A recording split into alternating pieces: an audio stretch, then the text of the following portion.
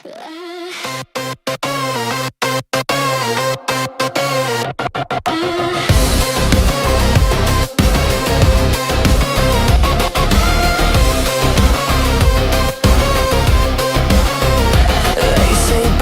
basics, keep it fair.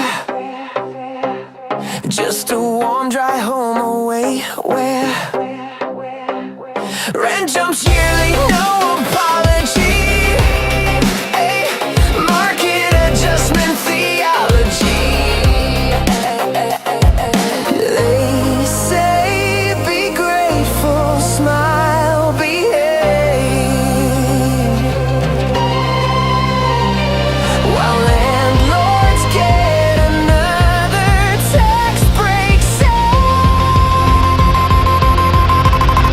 we're going back to basics. That's the line they always say. Can't afford the rent in Auckland, can't afford it anywhere. Power bill spikes in winter, insurance doubles overnight, and they call it personal responsibility when the lights won't stay on at night. Insurance says flood zone, sorry mate. Premiums up, blame climate fade. Petrol's 2 something, pushing 3. Pay to get to work, don't you see? They say competition keeps prices low.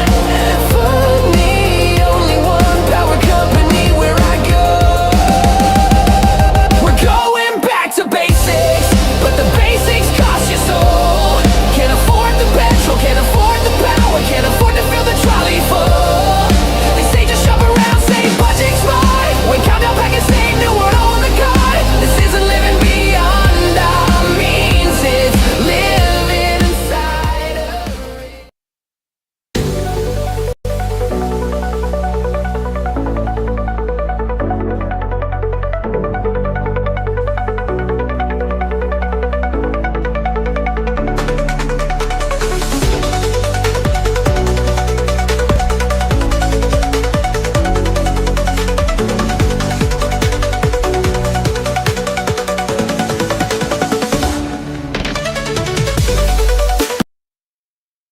And welcome to tonight's Order Paper podcast. Laura is dealing with more Green Party stuff, so we've joined here by Chloe, who probably knows a hell of a lot more about the Greyhound industry than probably our whole audience does in combined. Just a little bit. So, one of the things we do when we have guests on the show is we ask what part of the country or what electorate you're based in. Like, I'm based in the Rongotai electorate. My local MP is Julian Genta, and if I was on the Māori roll, I'd be based in Te Tai Tonga, and my local MP would be Te Kuta Ferris. Who's yours? Oh, honestly, I don't actually know. I haven't looked into it. I moved about less than a year ago. So I used to be located in Auckland, and then I moved down to, I'm currently in Christchurch. So I haven't honestly looked into it because I moved before voting in Parliament. And quite honestly, before this whole thing happened with the Greyhound racing, I didn't pay too much attention to Parliament where I definitely should be. And then somehow you end up on a show that sits there and tells you exactly what submissions you can sit there and submit on, not just about greyhounds, but, I mean, put it this way. If you want to put a submission about the local body election, that closes at the end of the month. If you want to sit there and write a submission on the arms bill, that closes in about 10 days' time. There's a lot that you find out. Yes, I'm coming to see that, Yeah. So I see you got a greyhound there. What's the name of your greyhound?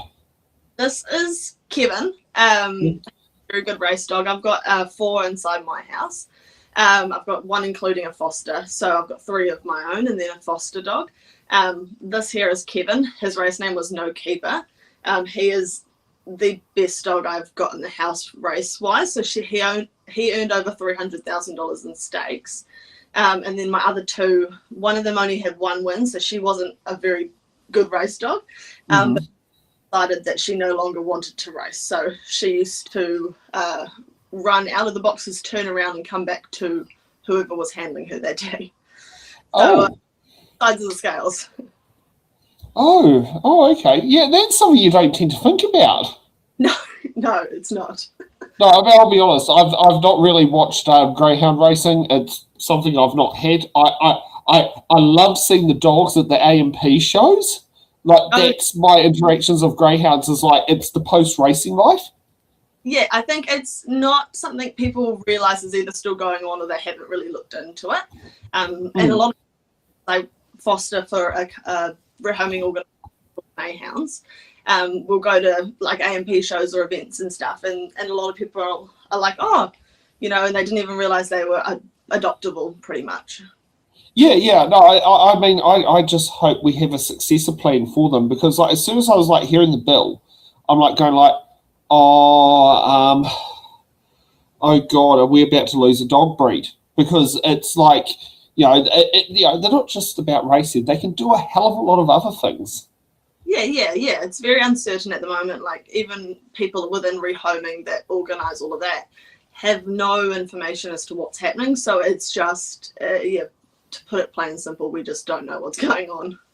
Yeah, exactly. It's just so uncertain. And I mean, it does feel with this bill, it's like, apart from bits that are in there about like with rehoming them afterwards, there's not much certainty what could be happening. Like with greyhounds, if you breed a greyhound, can that dog skip the racing process and just go straight into private ownership?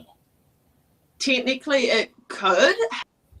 However, within the rules, so if you had a greyhound, say it was 8 weeks or something, it had whatever, maybe it was born with one eye or something, like a race dog, then yes, it could be rehomed at a young age. However, they wouldn't be able to rehome that dog without it being desexed due to the greyhound. So no dog can be rehomed desexed. Every dog has to have full dental workups, fully vaccinated, those sort of things. So there are hoops they'd have to jump through. But yeah, puppies can be rehomed. It's not common because greyhounds are normally broken in between the 12 to 16 month age range. That's kind of where their bones are fully developed. So you'd be silly to try break them in any earlier. It makes a bit of sense. Yeah, no, there's always been something that's been a bit interesting is like, you know, how many bypass the racing stage? Because, you know, I mean, that does happen and you get dogs in all sorts of situations that, you know, they're bred for a certain thing, but sometimes they don't end up doing what they were originally designed to do. Yeah. Well, in experience, we had a brood bitch who unfortunately passed away a couple of years ago. She was my pet. She lived till about 13 and a half and she passed of a stroke. So 3 years ago she passed away. But she had a litter. She had 3 litters, and one of those litters was a litter of, I think it was 14 puppies. It's either 12 or 14. I can't quite remember. I was quite young when she had them. But out of those 12 or 14 puppies, I think it was only 3 of them ended up making race dogs. Quite a few of them were rehomed quite early. Some might have had 1 or 2 trials, and then we called it and said they're not going to make race dogs, so they went into a home straight away at about the 14-month mark. Yeah. One of the things I also want to know is what can they be good at, like picking up things like epilepsy, possibly drug control, pest control? Yeah, I understand what you mean. Sight dogs. So my older girl that I have in the house, I do scent work with her. So we're looking at competing this year. She's not the best because they are sight hounds, so they are bred for the purpose of, you know, if they were hunting for their sight, not for their nose. Where Irish setters or golden retrievers or whatever, they'd be more inclined to use their noses. Sort of obviously sniffer breed, so you've got like your beagles and that sort of thing. So they could technically possibly be used, but they wouldn't be the ideal dog. Okay, so yeah, basically it would be effectively trying to train something that's potentially against their natural instincts.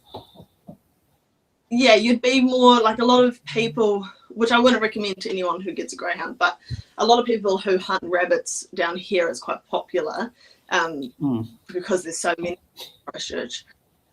they use whippets and things like that, so that's kind of more where they would be bred and designed if you were to use them outside of racing. But due to the rehoming rules around being D6, we're unsure if we can breed past the. That's going to be a thing there. Okay, so we're going to head on to some of the some of the speeches that have come from some of the submissions. I think the best one probably is to start off with is it's one of the later ones, but it's a shorter one. But it also has the Greyhound Racing New Zealand Chief Executive part of it. So we'll go through submissions, might take break. I think their Greyhound Racing New Zealand one's about 20 minutes long, so it might take breaks. So I know Glenda Hughes is in there, who's, shall we say, we stood against each other for Greater Wellington Regional Council in 2019. And basically take some commentary on their submissions and see what is said. Yep. Okay, let's kick it off with the first one on there. And it wants to. Okay. My thing says Zoom. Is it? I'm going to get that wrong. Hello, I was expecting to be on at 5:20. Huh? Sorry, I was The joys expecting to of be on the at start of 5:20. Is my watch wrong? a select committee Never mind. meeting. Thank you for the opportunity to talk to you. I've been a veterinarian for 50 years. Most of that time I've worked for primary industry departments in different states and for the Commonwealth in Australia and in New Zealand for MAF and MPI rather. I've worked on animal welfare standards. I've been part of national committees on animal welfare, particularly in Australia. I've been an expert witness in court cases dealing with animal cruelty. I've been the independent chair of Greyhound Racing New Zealand's Animal Health and Welfare Committee for 3 years. The role of the Animal Health and Welfare Committee of GRNZ is to advance the care and well-being of racing greyhounds in New Zealand. I don't represent GRNZ. I'm an independent consultant, and my role on the committee is as the independent chair. I'm very proud of the achievements of the Animal Health and Welfare Committee in providing advice to GRNZ over that 3-year period and even before the time that I was chair. When I became the chair, I met with the board. I told them that I was not prepared to do the job unless animal welfare was central to all the decisions that the board of GRNZ made, and they gave me a commitment that that would be how it would work. And I have seen no evidence that they've departed from that agreement. Over the 3 years, I've seen GRNZ prioritise animal welfare at all times. There's been 3 reviews into the industry, as you know. The first 2 were commissioned by the industry, and the third one, the Robertson Review in 2021, was commissioned by the government. Each of those highlighted issues with the industry, and in each case, the industry responded to the issues that were identified. The decision to ban the industry seems to have been based on the 2021 review findings, with no recognition of the progress made by industry since the Robertson Review was published. There's been no contact between the Minister and GRNZ over that period. In my written submission, you'll find I list 23 initiatives that have been implemented since 2021 to improve greyhound welfare. For example, race fatalities have been reduced by 85%, and unnecessary euthanasias have been reduced to 0, and that 0 has been for several years. The previous government placed the industry on notice, as we all know. It had to improve greyhound welfare or be closed down. There's no question that the industry did improve greyhound welfare in many ways.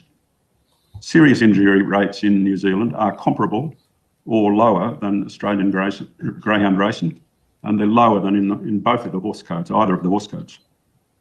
Race fatality numbers are roughly half of those for thoroughbred racing.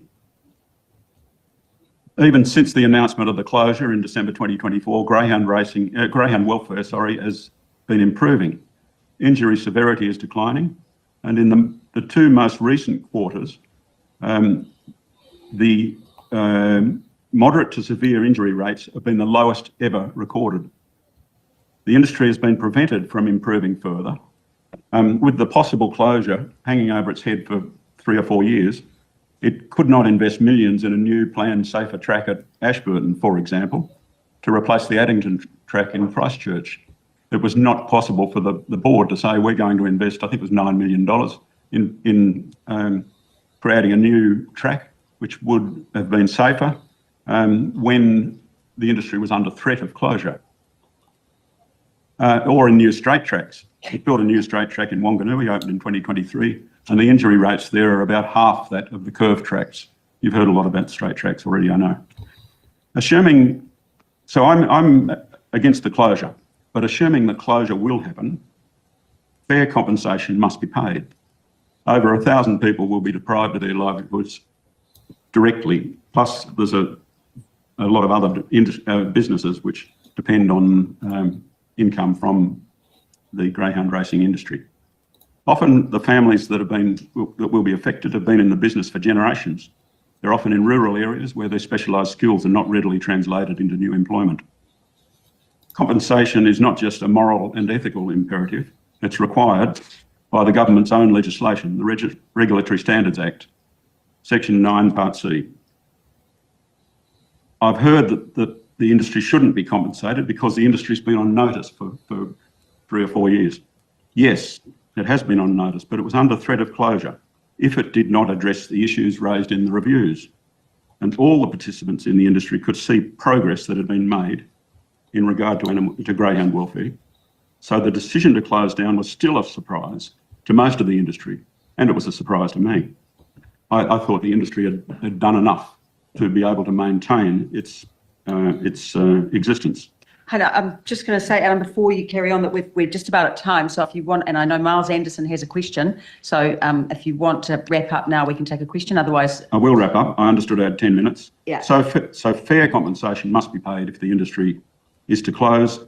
The legislation should make this clear. Thank you. okay, thank you. Miles, you've got a question. Yeah, thanks, Chair.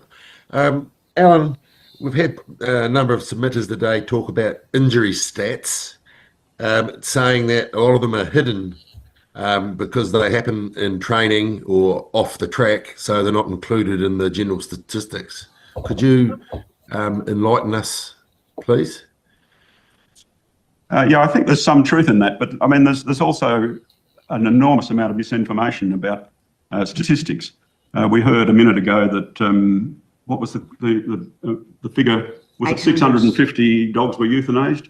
That includes dogs that were pets kept by trainers after they'd been retired from the industry, and they might be 14-year-olds who are euthanized as any pet dog might be euthanized at the end of its life. There's statistics and the statistics. Now, I agree that there are injuries that can happen off the track that might not come up in the official statistics. Thank you. Excellent. Well, thank you very much for your time. Oh, have you got a quick question? Yes. Sorry, Mark's got a question. Thank you, Chair. Thank you for your submission. Right early on the piece, there was an organisation that made an allegation about dogs being deliberately removed from public view, being warehoused to avoid scrutiny, etc.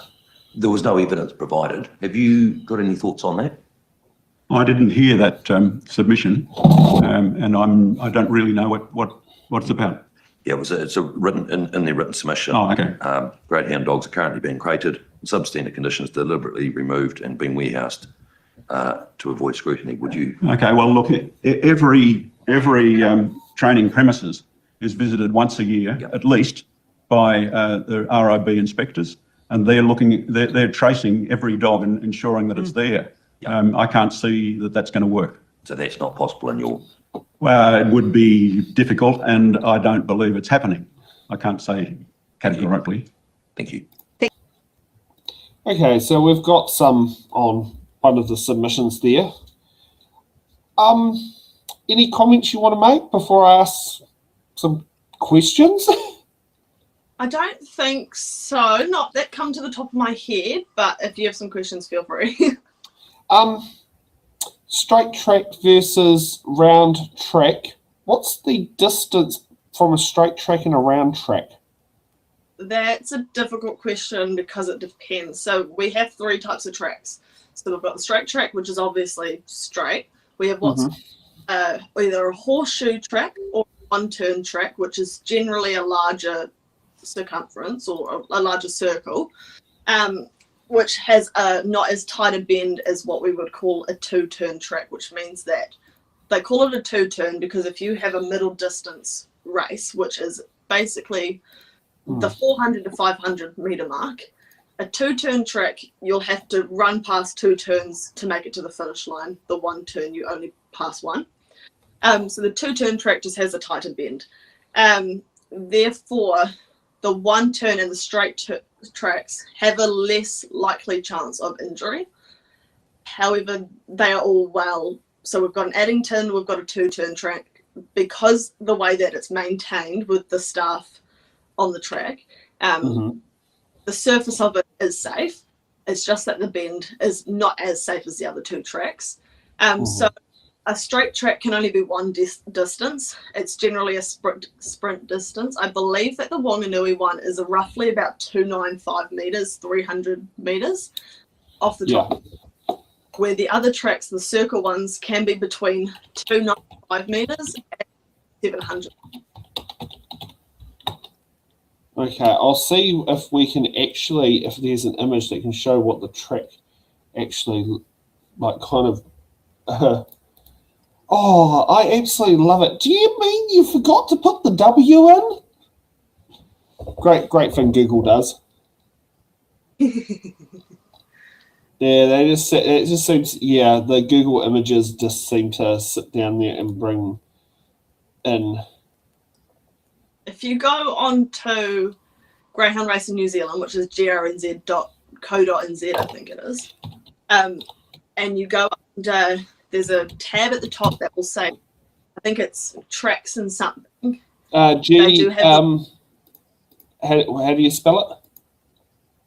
So just type Greyhound Racing New Zealand. It should come up with their website.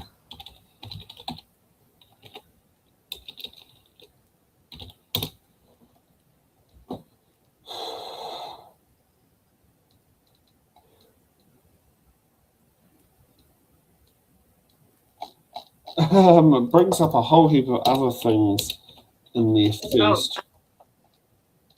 But yeah, the website is GRNZ, like the letters. grnz.co.nz. Roughly that, yeah. Yeah, because it also goes, please verify you're human before proceeding. Yeah, it does that. Yeah. Oh, okay. So that's not okay. See, I thought something was wrong. Like there was not a. When people, I think they changed it to do that when something, or rather, people overseas started doing something on the website or something. Yeah. So it's so where would be one that had pretty pictures of showing what the tracks would be? So if you click like the tab that brings down all the different options of tabs, there's one that says fields and tracks or tracks and something. Oh, right there. Oh, fields and ERTs. No, not that one. There's another one. It says tracks Field? and something. Phone's right there. It's all right. It's all right. We will sit down there. Yeah, because Greyhound Racing brings up fields and ERTs. Along with home phones, getting involved brings in a bunch of stories. There's the Greyhound Hall of Fame. Again, that's the dogs. If you click, it might come under that tab.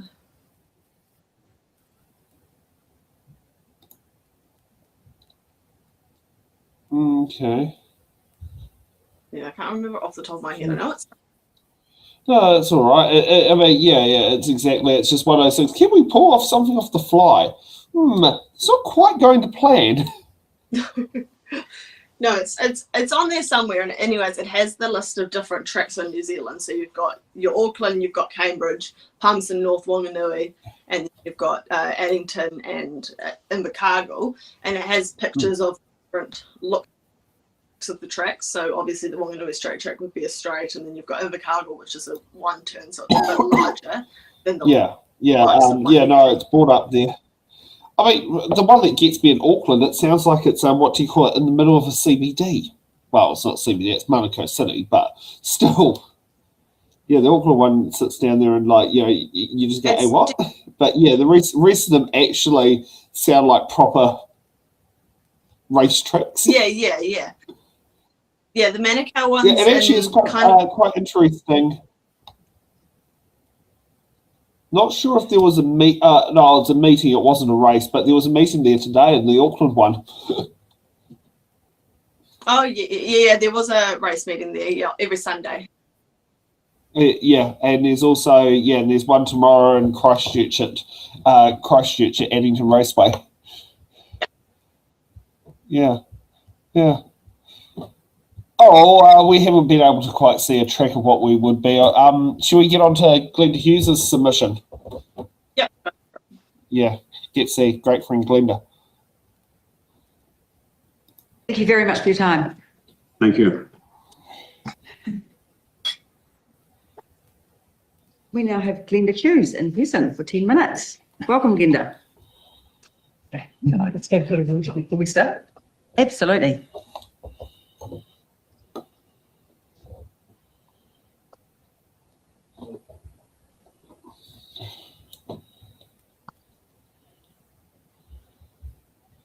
Well, it's great to know that Glenda is hydrated. Good afternoon. As Chair has just announced, I am Glenda Hughes. I have previously served as an independent chair of the New Zealand Racing Board, chair of the Racing Integrity Board, interim chief executive officer of Greyhounds New Zealand during the Robertson Review, and as a consultant to the SPCA. I currently chair Pet Refuge and am a director of Kids Can and Bernardos.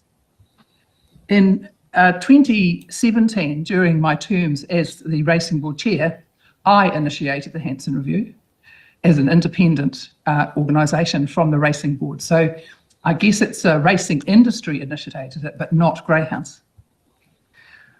And basically when that one came, and that was after the 2013 review, which was initiated by Greyhounds, which was the WHK review. I was then asked when I finished my term at the Racing Board if by the chair of Greyhound Racing to serve as the interim CEO with a clear mandate to lift greyhound welfare. That mandate shaped every decision I made. And what I do want to say is, A, I'm not a punter, and B, I don't own greyhounds, and I've never been involved in the industry apart from understanding the importance of welfare, as you can tell by my current chair as Pet Refuge. Based on observed outcomes arising from government and regulatory decisions, I have serious concerns about the racing industry, closure of Greyhound Racing Industry Amendment Bill. In its current form, the bill lacks sufficient evidentiary support and fails to ensure due process. Its passage will have significant negative consequences for livelihoods, mental health, and will result in the extinction of a dog breed that has raced in New Zealand since the 1800s. The bill is not a response to evidence, it is a reaction to spin, and it does not achieve its stated purpose. You do not improve welfare by dismantling the regulatory system that enforces it. Removing this framework creates real risk, including the emergence of unregulated or black market racing. This concern was raised with members during the hearings last week. This bill removes greyhound protections and lumps them with the general pet population, a sector already reported to be widely in crisis. This environment does not improve welfare, it shifts risks and obscures accountability.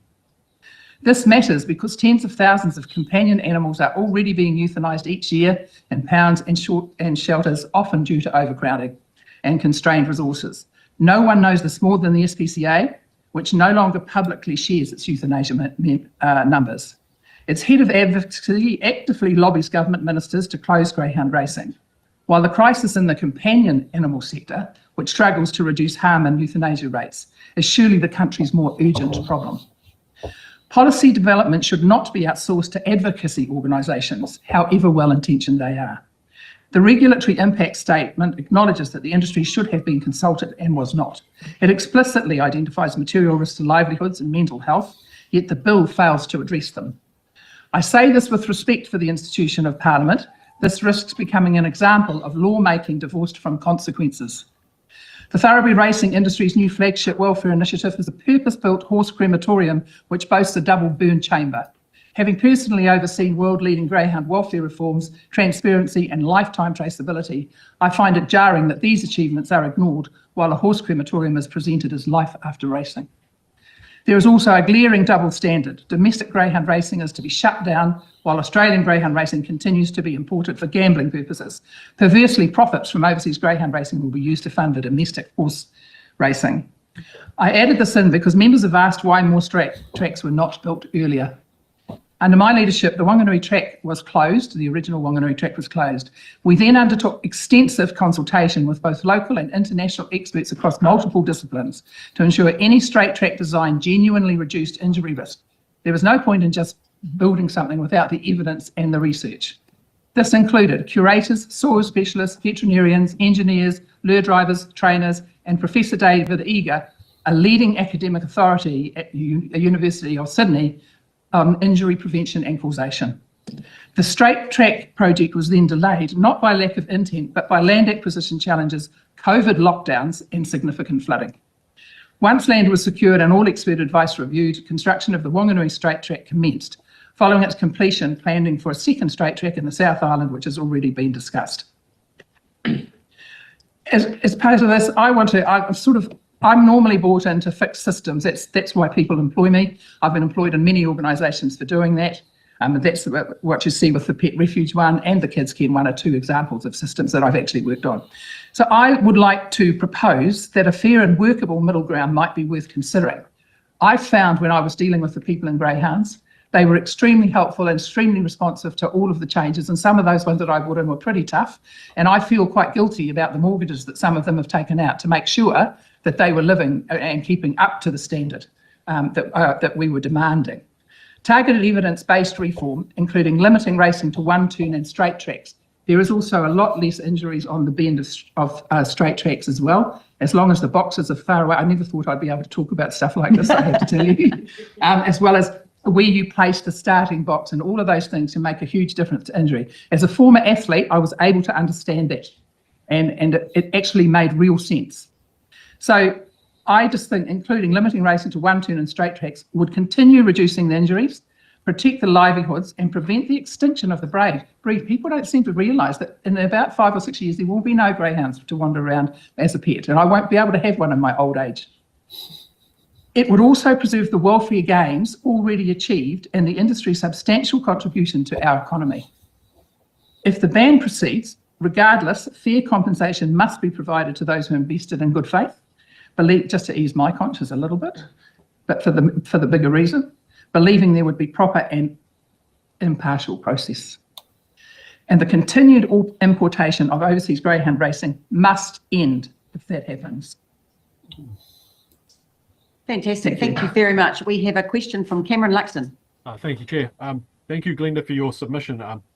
The committee's heard some submitters say there is no way in which racing or exploiting animals will ever be acceptable to them.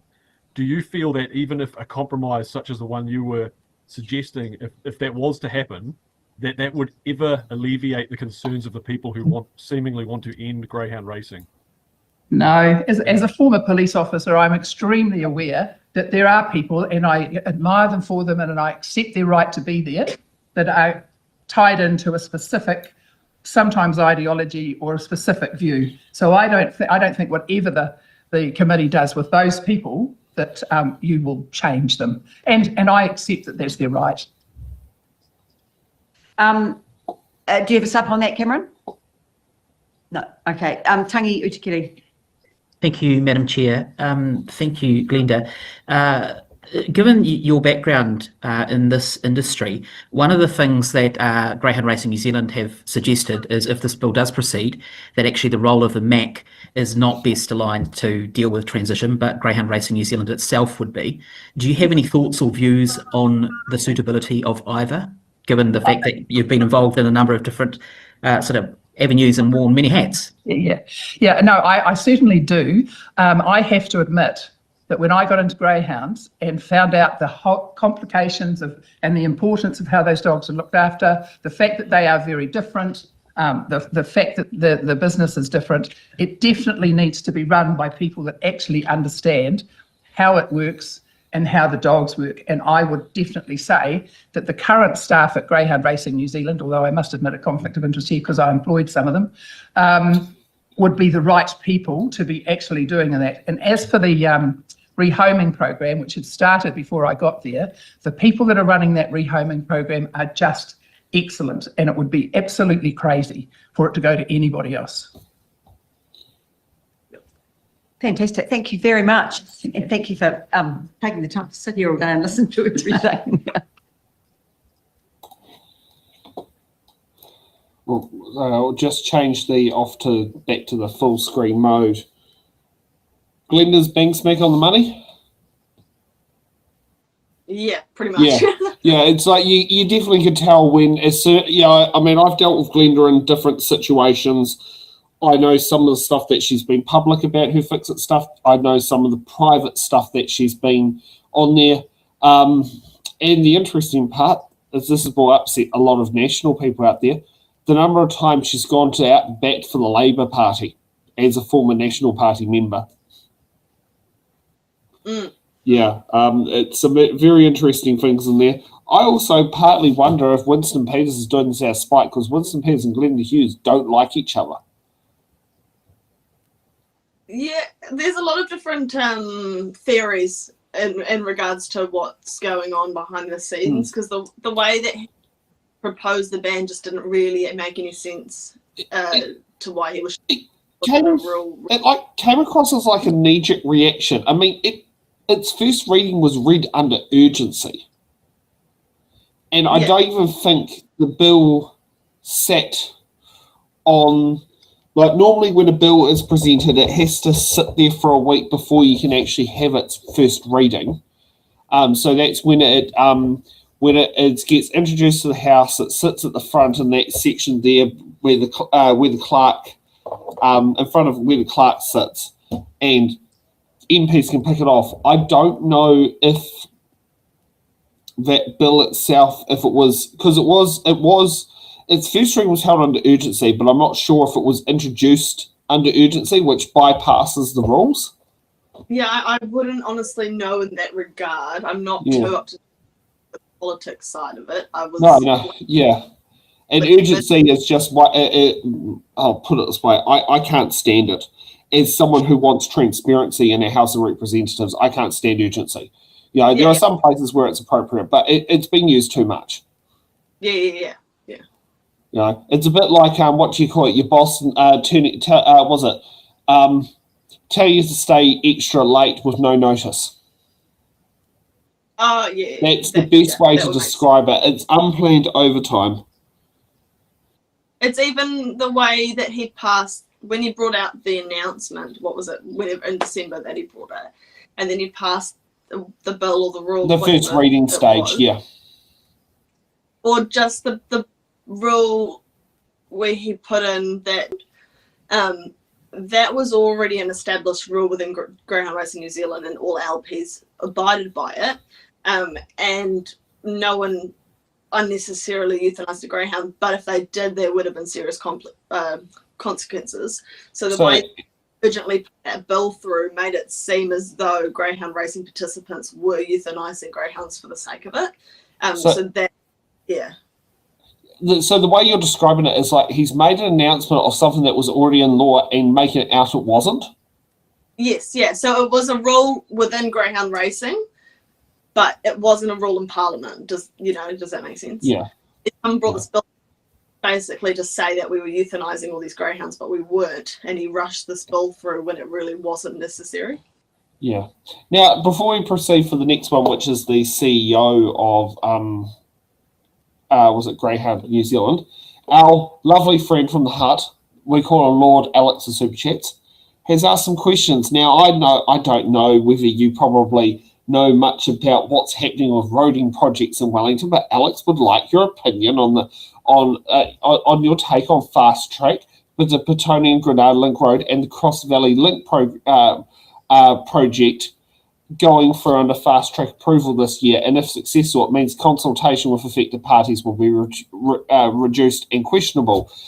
do you have 2 cents worth you'd like to add to that? I honestly haven't to it. I don't. Honestly, my broad scale is kind of around my job, and I work 7 days a week. Honestly, I wouldn't have any too much into it. I would only see what's in the media about whatever. And Alex, you know my opinion. I'm not the biggest fan of fast track. If there are places where it needs to be. It's not a replacement of a damaged road like the Manawatu Gorge. It's building a new piece of infrastructure. Okay, Yeah. So that's where I sit, And also, here's another one, and this one I actually think you probably will have much more of an opinion on it. Just wanting to ask Sam and Chloe, is it time for the private sales of fireworks to be banned despite the fireworks prohibition bill sitting in the biscuit tin in Parliament? Look, personally, yes, my greyhounds don't have a problem with fireworks. But I have had many livestock before and horses, and that's where I find it difficult. So my dogs don't mind, but the horses do. They get freaked out. They can obviously quite badly injure themselves. I think that if they really wanted to have fireworks displays, they should be holding them for the public once a year, and that should be it. But they should be available to buy, especially when I used to live in town, like more closer to town, and people would put them off, all year round. It's quite unpredictable to be able to then go. We have that problem here in Newtown, the fact being next to the zoo. Oh yeah, that would. And like put it this way, I love lighting fireworks, but to be honest, it's inappropriate for me to be doing it in the current place I live. Yes, We've got, I'm less than a kilometre away from Wellington Zoo. Yes, yeah, definitely.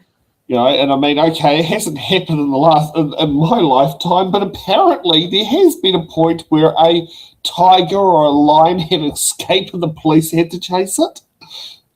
Yeah, no, that would not be an ideal situation you'd want to put anyone in. So No. And I don't know. Yeah, exactly. And I wouldn't know how to do it, considering there's Wellington Zoo is a part of Wellington City Council. So it's not like it's it's not like it's got its own animal control police force or anything that goes with it. It's a division of the city council. Yeah, exactly. But I'm on board for it to be banned. Yeah. Okay. Let's see from the CEO of was it Greyhound New Zealand? Greyhound Racing New Zealand. God, Vimeo is very not the best at doing transcribing stuff properly.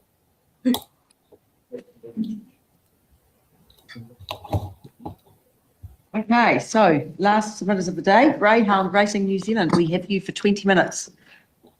I'll turn up. So I'm sure there'll be plenty of questions, so please give us time for questions at the end. Thank you very much. I'll try and be short. Thank you, Madam Chair, members of the committee. Thank you for the opportunity to appear before you today. My name is Edward Rennell. I'm the Chief Executive of Greyhound Racing New Zealand. With me today, I have Sean Hannon, our Chairman, Dr. Gavin Goebel, our Animal Welfare Manager and Chief Veterinarian, and Sue Walls, our Head of Operations and IT. As background, I've been fortunate to merge my interest in racing with my career for the majority of my professional life. I've previously been the Chief Executive of Harness Racing New Zealand for 21 years, Chair of the TABNZ Dates Committee for 3, and General Manager Broadcasting and Operations for TABNZ for 2 years. Since September 22, it has been my privilege to be Chief Executive of Greyhound Racing New Zealand. I have fond memories of going to my first Greyhound meeting as a kid in 1980 at the old Kiwi 2 Park. Taking GRNZ's submission as read, I will not waste your time countering the misinformation, spurious allegations and selective interpretation of statistics that many of the proponents of the ban have outlined to you today. GRNZ's transparent reporting of statistics is subject to independent verification and monitored by the Minister's statutory regulator, the Racing Integrity Board. These statistics are independently verified and irrefutable. I've had a common question throughout the hearings, is why didn't we do more? The evolution of a progressive animal welfare program and the changes we have made over the last 5 years are significant, revolutionary, and frankly enormous. The industry employs and consults experts and leads the way in reforms. I can say with authority, given my extensive experience in the racing industry, that greyhound racing leads the way in New Zealand in terms of animal welfare. I'm tremendously proud of our unrelenting commitment to do the right thing by our canine athletes. This commitment has been demonstrated to you in the voices and testimonies presented throughout the hearing. Greyhound racing is the only racing code in New Zealand with full traceability of our animals. The only code where the animals are guaranteed a life post-racing, and one that has a rehabilitation to rehoming scheme to ensure injured animals are medically cared for and subsequently adopted into suitable homes. GRNZ does not celebrate purpose-built crematoriums as a wealth initiative. Our race day euthanasia rate is half that of the thoroughbred code in New Zealand. These hearings have been the first opportunity for our people to be heard by lawmakers, and I thank the members sincerely of this committee for the empathy that's been extended over the 2 days of hearing. It's certainly been appreciated. Thank you.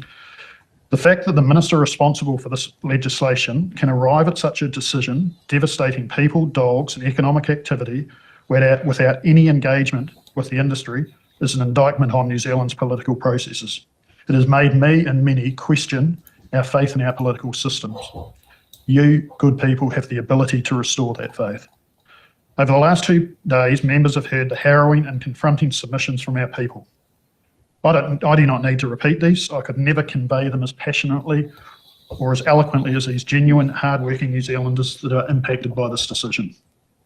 The hurt, the utter devastation, the sense of unfairness, and anger, and mental anguish was clear for all to see.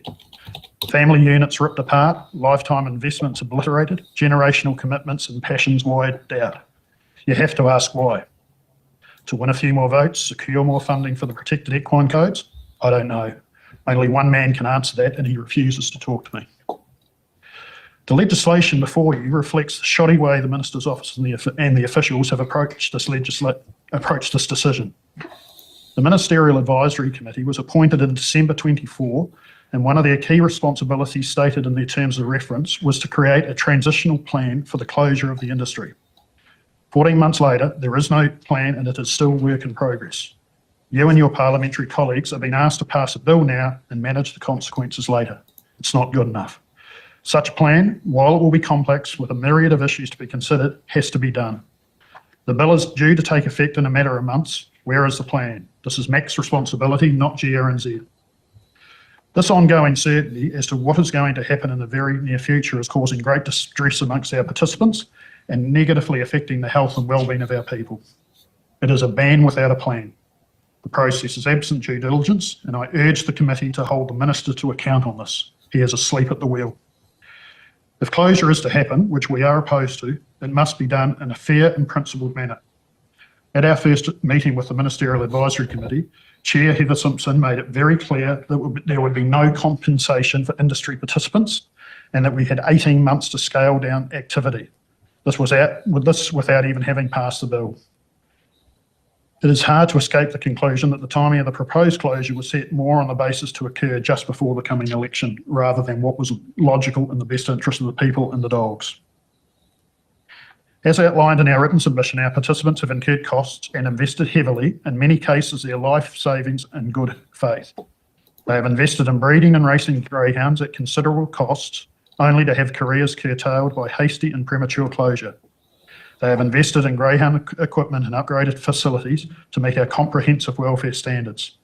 Those costs are now sunk and cannot be realised. It is therefore heartening to hear members of this committee use the C word, compensation. Thank you for this. Our preliminary estimates are that at least $40 million commitment would be required.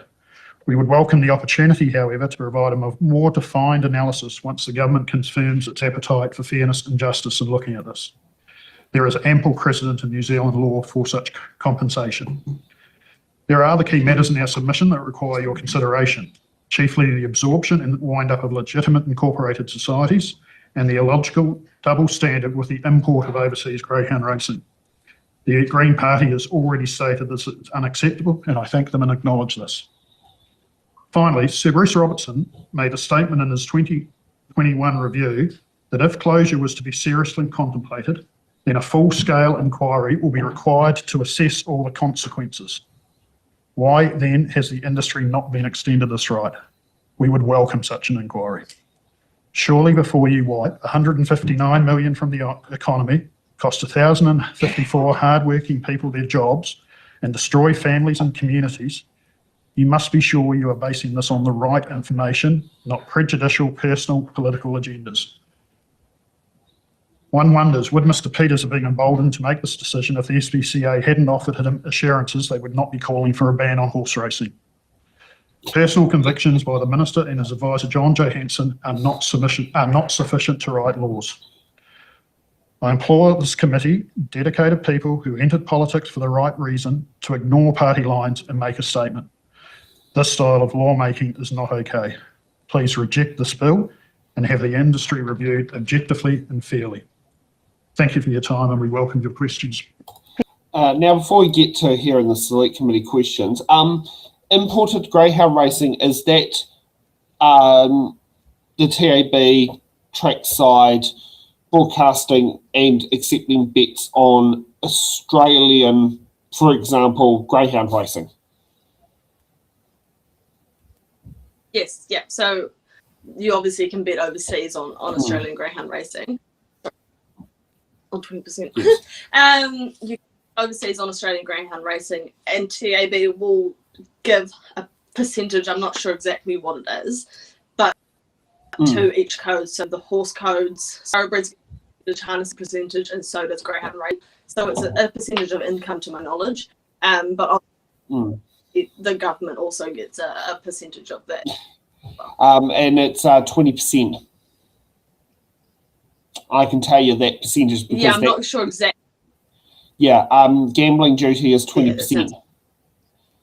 So 20% of the bet goes in gambling, and I believe there is also GST on it, but I'm not 100% certain on that.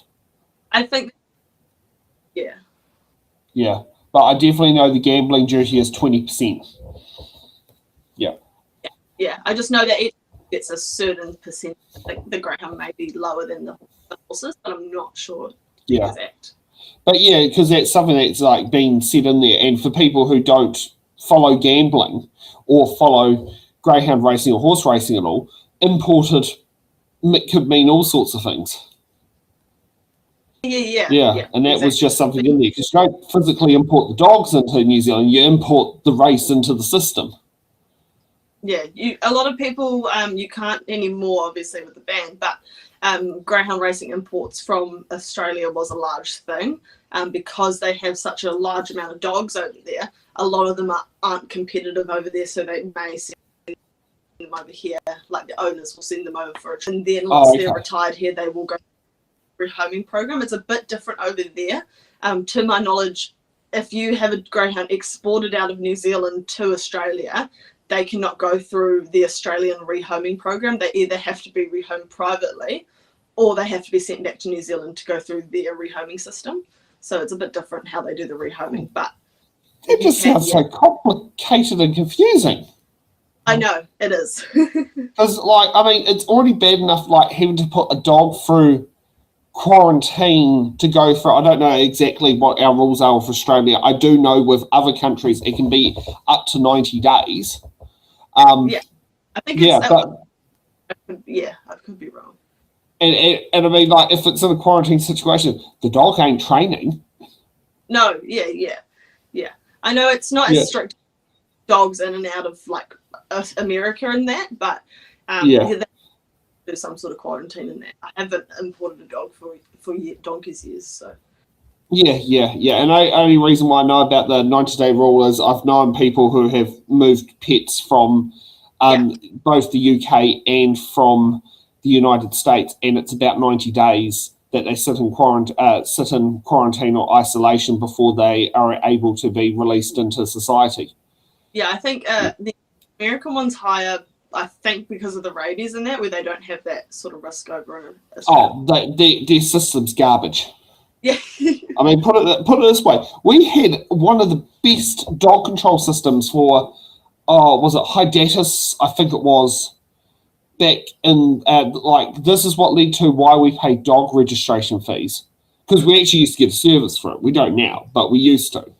And that was the Hydatus trying to stop the spread of that going around. And we pretty much eliminated it by that process. Yeah. Yeah, and I mean that, and I mean, the dog ranger got to know all the legitimate dogs in the community. Yeah. Yeah. Okay, let's see what some questions that come from these MPs. Thank you very much. Thanks indeed. So I have questions here from Miles, Cameron, Steve and Tangi in that order. Miles, you're up first. Thanks, Chair. Look, thanks for your submission, Edward. That was very fulsome. Could you expand on what your or what you believe is supposed to happen under the current proposal to the racing club's assets? Well, the way the legislation is drafted, the assets would be, the clubs would be wound up by GRNZ. If funds absorbed by GRNZ, then GRNZ would go through a similar process and the funds would transfer to the transition authority appointed under the Act. And has the Ministerial Advisory Committee engaged around this? We had some preliminary discussions, Sean and myself, I think back in May, but we have had no more detail on that than what is provided in the draft legislation. We have had a couple of subsequent meetings in December, January around the preparation of the transition plan and trying to identify the work that would be required in the closure. And that's one aspect of it that would need to be considered. Thank you. We'll go to Tangi next. Thank you. Thank you, Madam Chair. Thank you, Edward.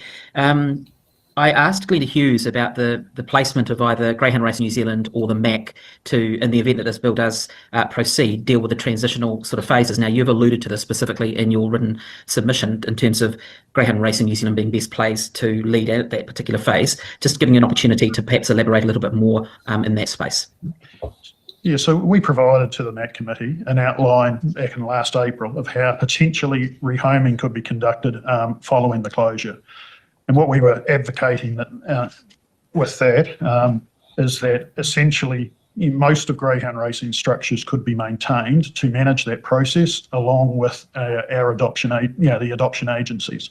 Last year with the support of the agencies, we had 697 dogs adopted. So that, it was a significant achievement. It's not broken, it's working well. And we believe that those existing structures should be continued to drive that adoption process. It wouldn't be Greyhound Racing New Zealand in its current form, but it would need a lesser version, but employing and utilising the resources and assets of the people that are there. Okay, thanks. Cameron. Oh, thank you. Tangi touched on part of my question, but do you think that whatever, Edward, do you think whatever plan, there has been sufficient openness about a potential plan, and based on your experience now with the Ministerial Advisory Group, or the committee, do you think that they will be able to rehome all the dogs?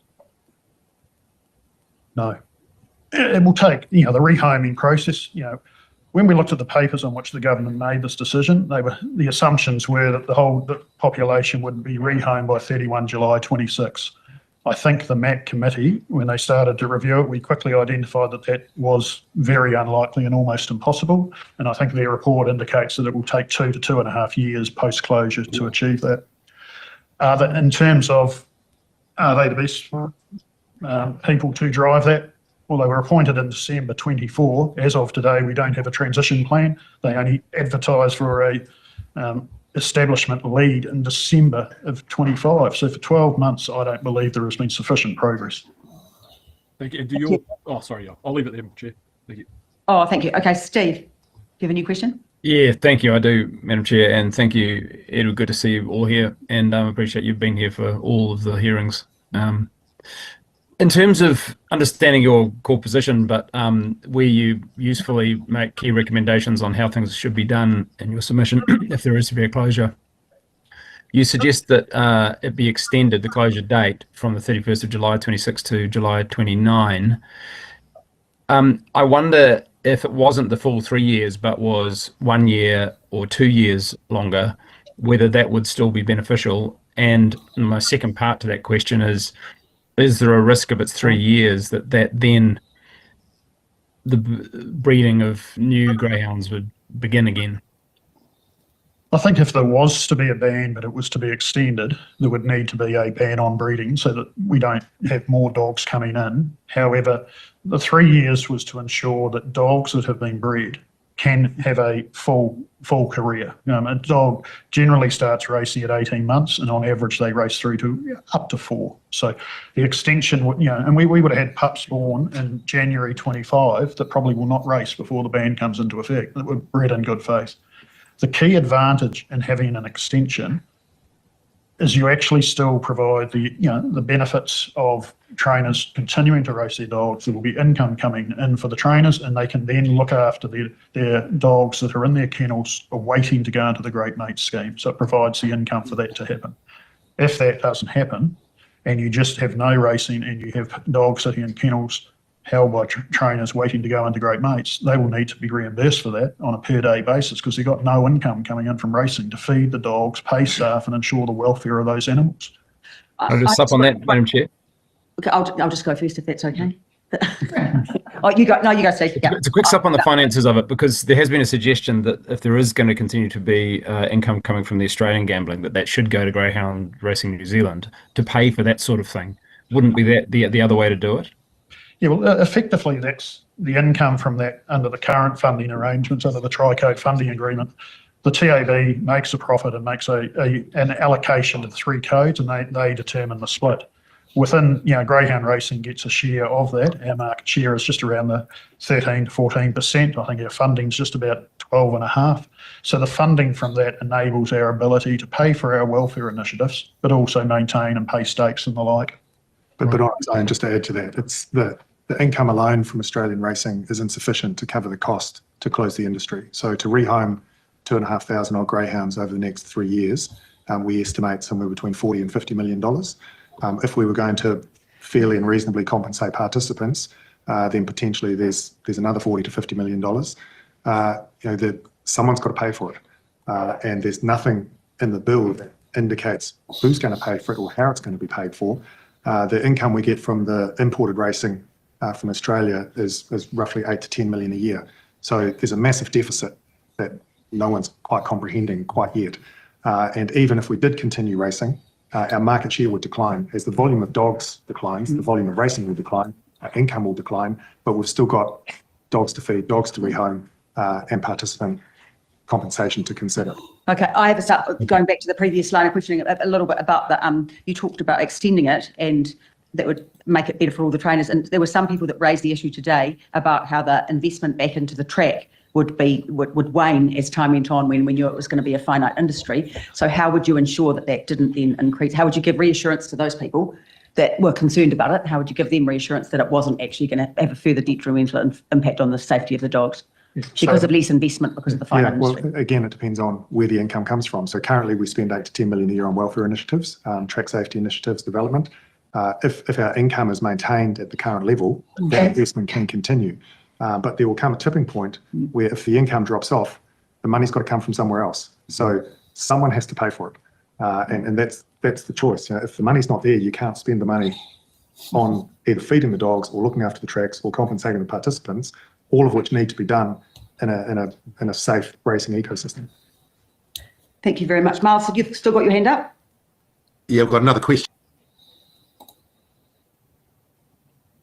I can relate to some of those questions regarding the income aspect of the business. If the income doesn't exist, how do you actually pay for the costs of looking after the dogs?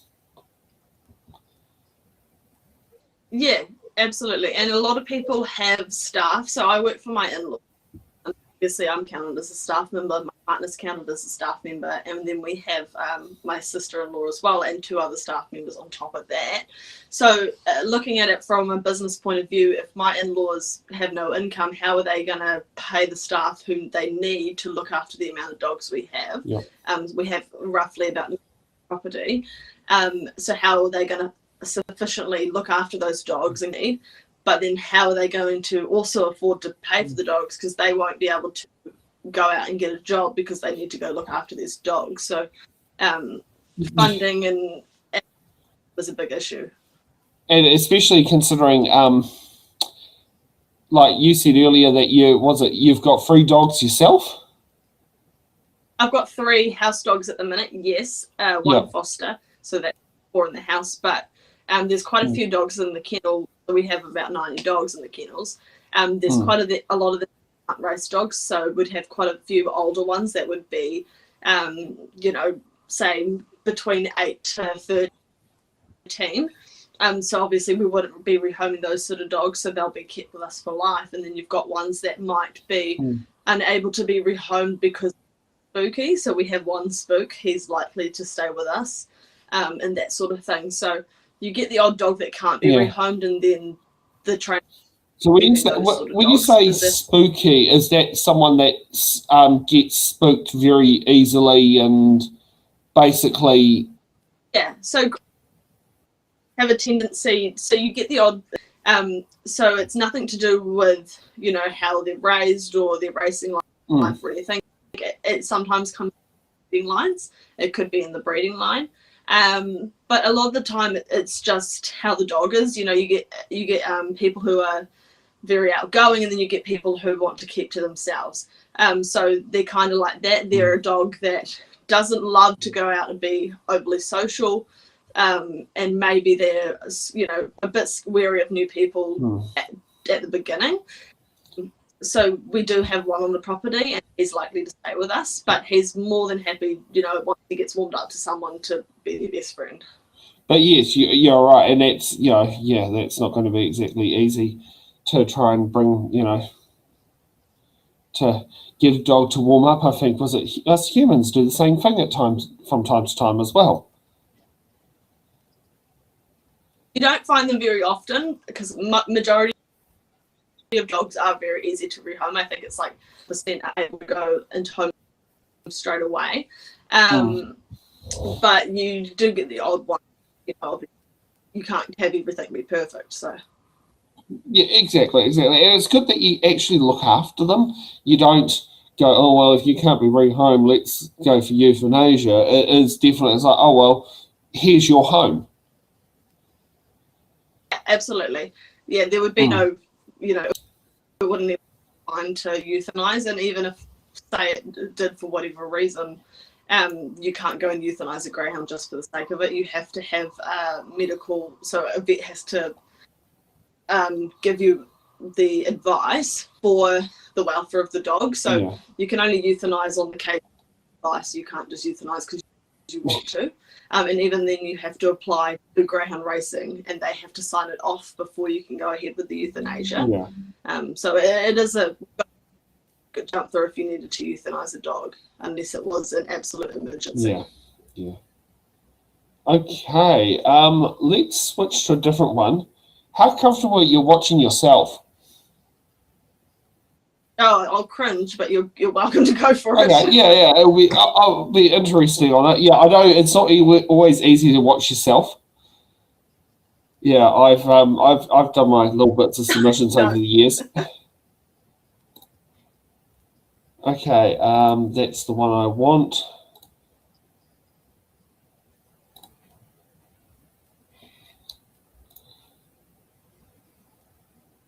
Chloe Watson, who is on Zoom. Pretty good.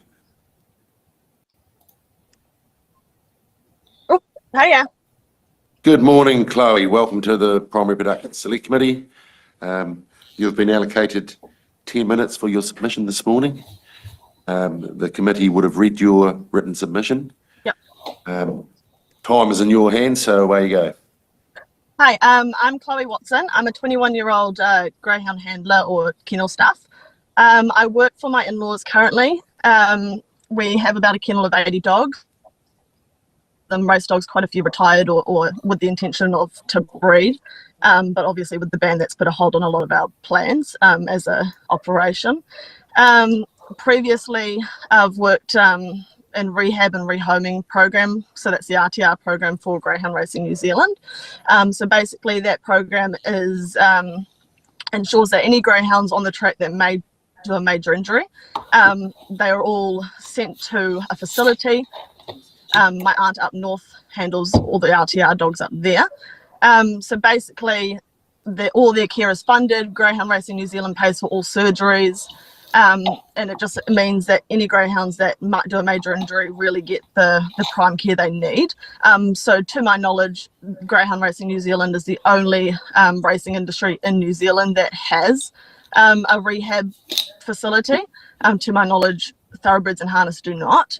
I've also worked, currently I help foster for mayhounds, so I'm quite involved in the rehoming sector as well.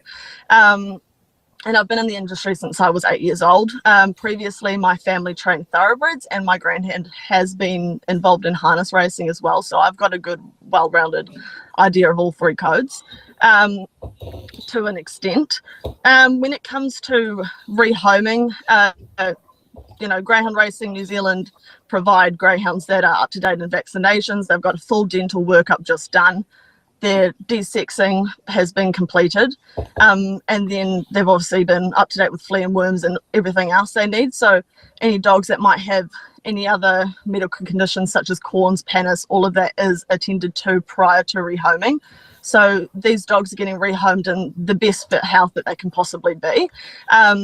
When it comes to how long it's going to take to rehome all these dogs past the ban, it's an easy 3 to 4 years, looking at how many dogs we've rehomed every year, which is a big ask for people that might not have the income now to support all these dogs, to be asked to look after them to 3 to 4 years. And we've had no communication on whether we're going to get any income or we're going to have any support to look after our dogs. And a lot of trainers, well, 99% that I've talked to, I haven't spoken to all trainers, but every single one I've talked to do not want these dogs going to SPCA or any other rehoming organisation. We would like them to stay with Greyhound Racing New Zealand's program, because they're fit to look after these dogs. They know what they need and they understand how to transition a well-rounded race dog to a pet.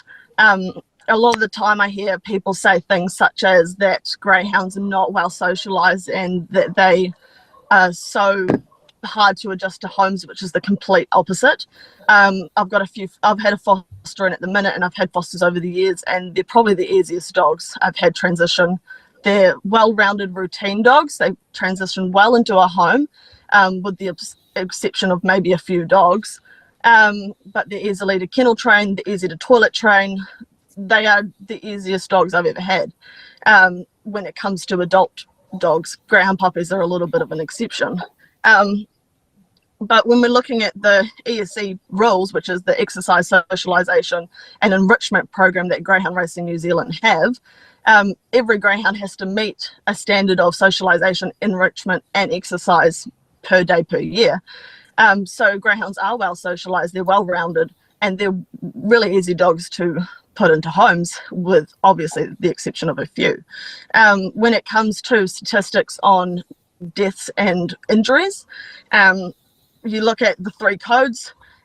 So deaths are down 87.25% on the industry since 2021 for greyhounds. When we look at the thoroughbred stats versus the greyhound stats in 2023-2024 season, thoroughbreds had 26,000 roughly starters to 20 horse deaths. Greyhounds had 36,000 starters, so that's an extra 10,000 starters a year, and they only had 13 deaths. So, and in a percentage wise, greyhounds have a lot lower euthanization rate than horses do. Only 2.52% risk of injury or death within a race. So that means that there's 97.48% greyhounds that have zero chance of injury while racing. I've seen many greyhounds that have had no injury on track, and then they go into a home, and due to whatever reason, they could do a major injury. They could do a gracilis. I've seen dogs have an amputated leg off the track with no correlation to racing in a home. I've seen dogs do metatarsals, hocks, all sorts. So to say that greyhound racing is so dangerous because they do all these major injuries, well, they're quite easily able and susceptible to do them off track. And it's not to, say that obviously greyhound racing is amazing and safe, and it is in retrospect, but you look at also how Nastasia had said this morning about straight track racing. Yes, straight track racing is a lot safer. but we did not get the opportunity to see how safe it could be or to continue using it because we had an Ashburton track in plans, and we weren't able to execute those plans because of the ban. So we were never given the opportunity to, continue. So that's pretty much all I have. I want to just finish with a quick question. If this is our first time as an industry to have a voice, I don't quite understand why we haven't had one prior. Greyhound Racing New Zealand have suggested and asked for meetings with Winston Peters and other MPs and that previously, and we've either been turned down or just completely ignored. Do you have any idea as to why we've had no chance to either say our side or have a voice prior to the select committee hearings? Look, I guess that's a question that you would have to put to Minister Peters. It's a bit hard to get hold of him if we can't even get a response to if he can meet us or not. I can't answer on his behalf. I'm sorry. No, that's fine. Thank you so much. Now we have a question. That was a brilliant submission. Oh, thank you. I counted the amount of times I said and I wanted to slap myself. Oh, fair enough. No, that is a very well succinct submission, and you should be really proud of yourself over that. Oh, thank you. Yeah. Yeah, no, put it this way. As someone who doesn't know much about it, I learned something from that submission, and I'll probably say those at the select committee definitely would have learned something from it. Perfect. That's good then. Yeah. There's on this one here, helping you help animals trust. Hoo-ha, yeah. Hoo-ha. I didn't even see that one. Like, their short name is Hoo-ha. I have seen that one. Yeah. Oh, let's give that one a go and see how great their submission is, considering they're how do I call it, an organisation. Yes.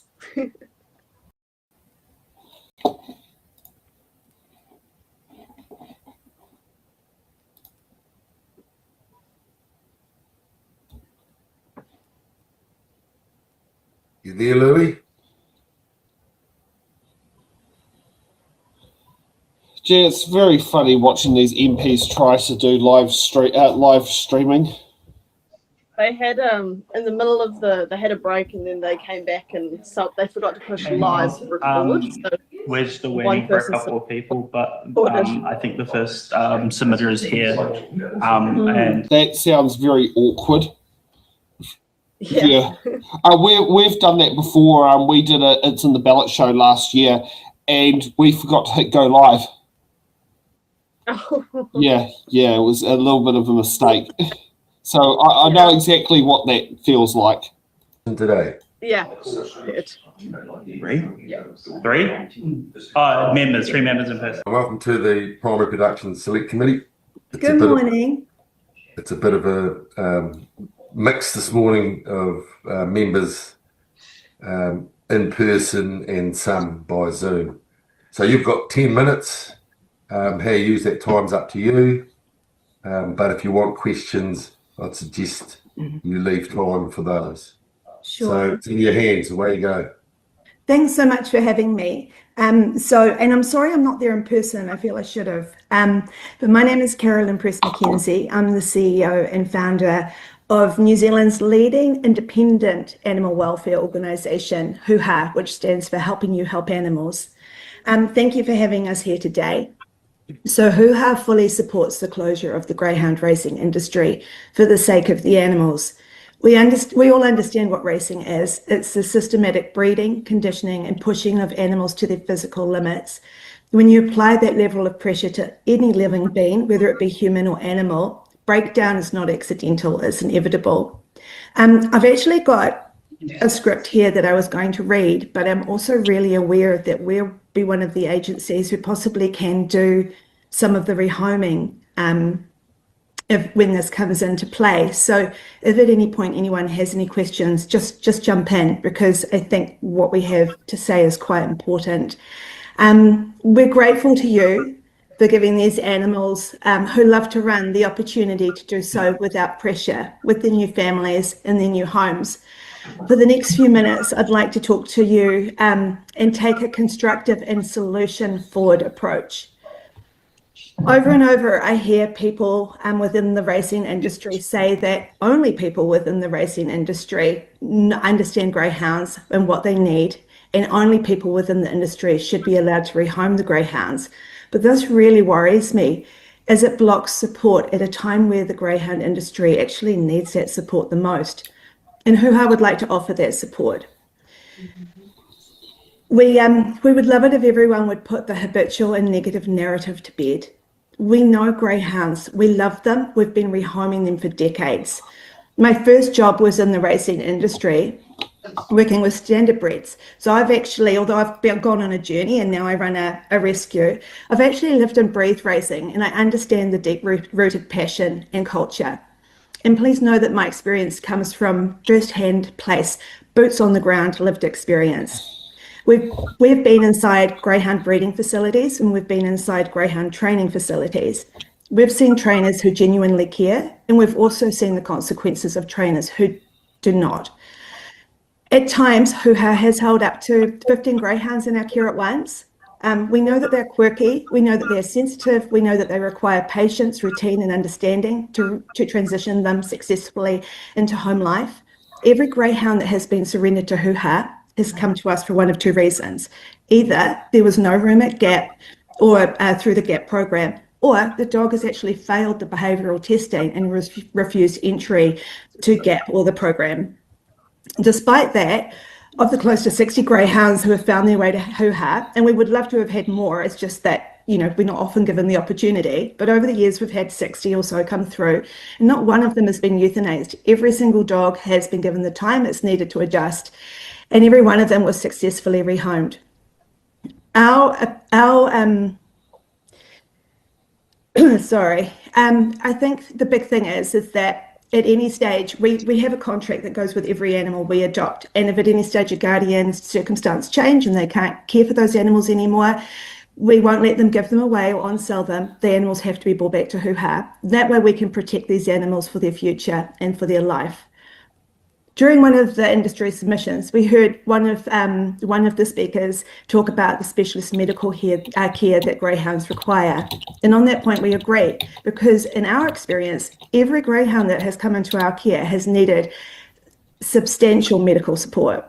We routinely see animals with periodontal disease needing extensive dental work, PANIS, which is an autoimmune eye disease.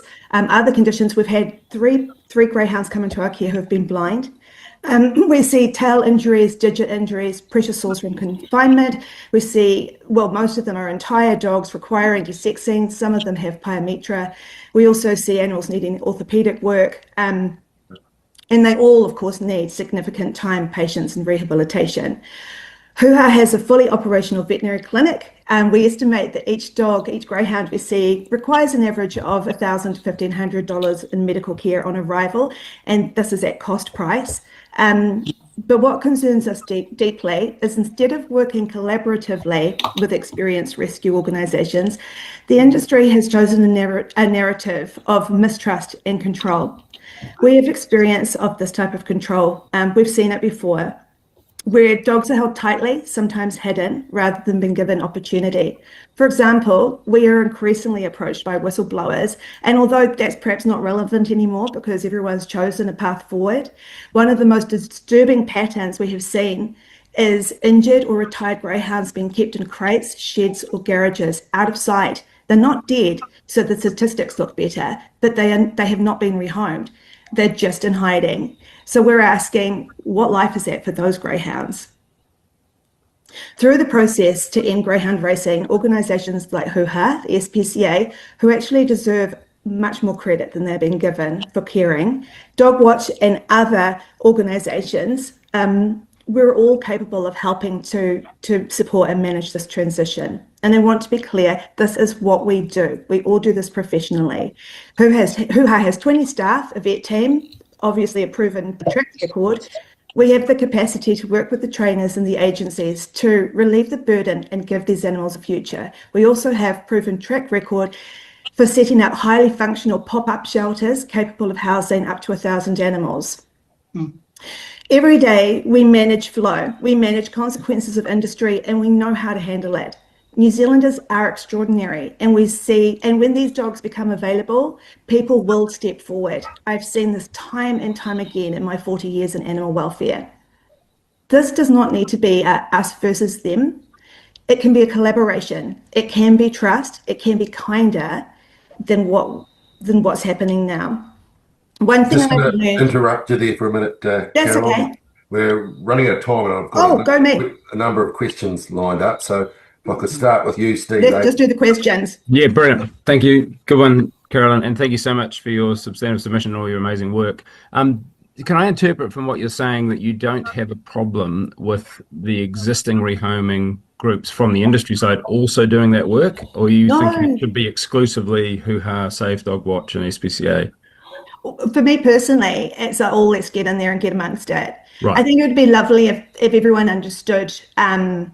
It'd be nice to set a sort of like a bar. I think the animals, we do need to do home visits. We have to really deep dive into who these homes are and if they have the experience and if they have the right environment for these animals. So for us, we probably do get a bit over the top with how we place an animal, and I'd like to see that rolled out, but we're all capable of it.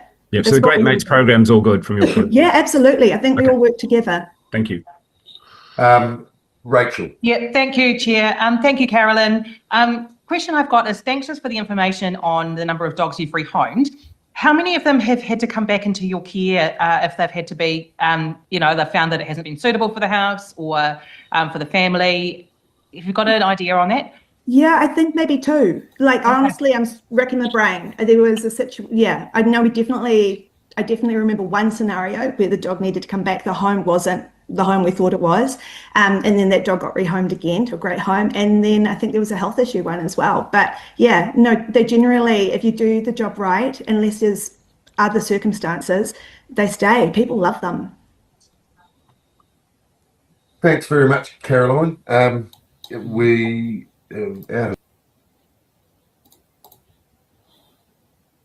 As someone who works in the industry, how would you take that submission?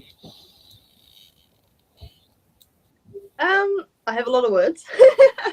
No, when I was watching it live, a lot of things came to mind, especially the parts where it didn't make any sense. So she said a lot about that she's had 60 dogs in her care, and I'm not going to say she's lying. However, I've seen 3 dogs in total in their care over the last few years.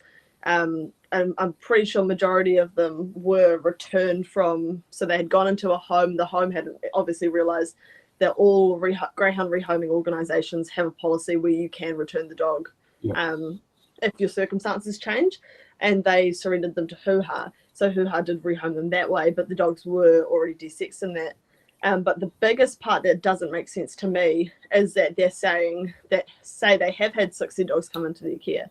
They're saying that these dogs haven't been desexed, they haven't had dentals.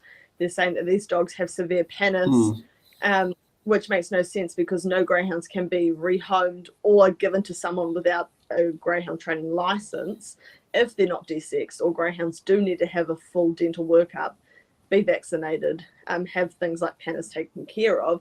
And if Greyhound Racing New Zealand's paying for that and the trainers are not, which is how rehoming works within Greyhound Racing New Zealand, the organisation pays for it, why wouldn't trainers be taking, advantage of that? Why wouldn't go rehoming a dog and just, if they can be desexation and fully deworm and fleed and any other issues taken care of, I'll get that taken care of if it's free, obviously.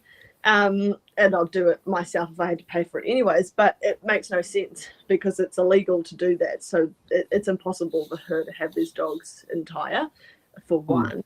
But also the fact where she's saying dogs are kept in crates because they're injured or because they're retired. A lot of greyhounds that are retired actually go out into big paddocks to free up kennel space. So it's the complete opposite as to what she's saying. But also... Yeah, I can picture... Yeah, a greyhound mixing and mingling with the sheep. Yeah. But You know, I can envision that. That a retired greyhound, yeah, it's like what you call it, you know, could be on a not sheep, you know, 100-acre sheep farm and literally mixing and mingling with sheep and all that sort of thing. And probably sits down there and does as much distance and running in retirement as would on the racetrack. yeah, definitely. Like, and it just doesn't make sense because the ROB, you know, does kennel audits at least once, so many, you know, every year. So if greyhounds were kept in those conditions, they wouldn't, you know, they'd be caught, obviously. Yeah, it's a bit like what do you call it? Like a warrant of fitness on the car. If you do the repairs they're required to pass, they don't immediately become a fail the moment the inspector leaves.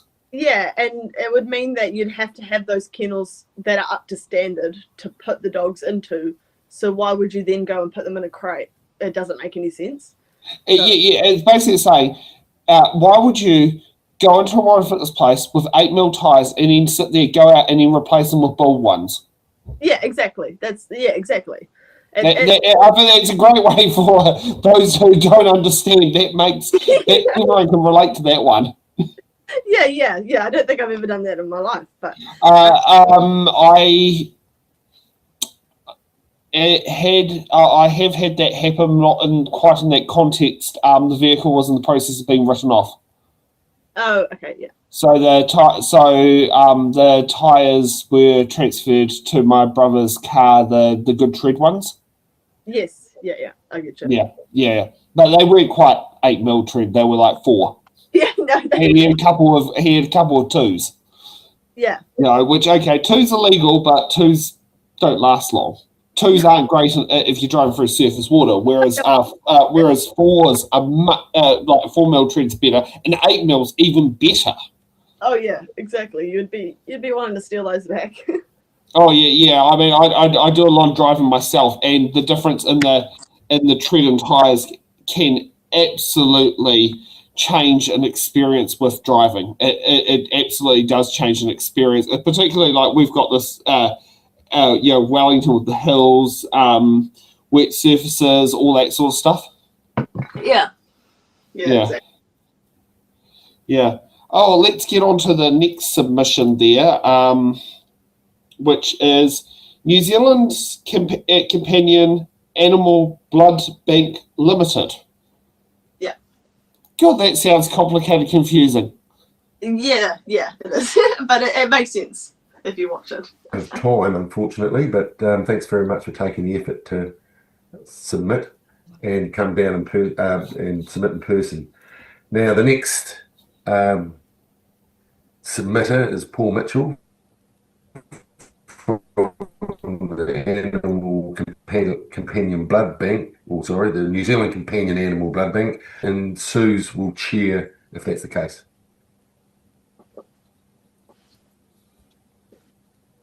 Hi, Paul. Welcome to the Primary Production Select Committee. You can take your submission as read, and as you've probably seen from the previous ones, the more time for questions, the better. So far away. The floor's yours. Well, 60 greyhounds over how many decades did you say? It was interesting. Good morning. I'm Paul Mitchell, owner and director of the New Zealand Companion Animal Blood Bank. As you can see, I'm a returned serviceman and veteran, as it has been in my family for 4 generations, father to son. I'm humbled to have been decorated for my service to my country and my community, and I'm a fierce proponent of liberty. I've no problem standing up or being counted or putting myself in harm's way to protect the freedoms of others, as my family has done for generations. To those people who support the bill, your right to freedom of speech, freedom of thought and movement is provided by our Bill of Rights and is protected by thousands of men and women who, like me and my family, believe in your right to liberty.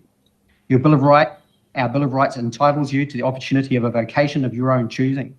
Many of the supporters of this bill live under the liberty and in the same breath use it as a weapon to take the liberty away from other New Zealanders.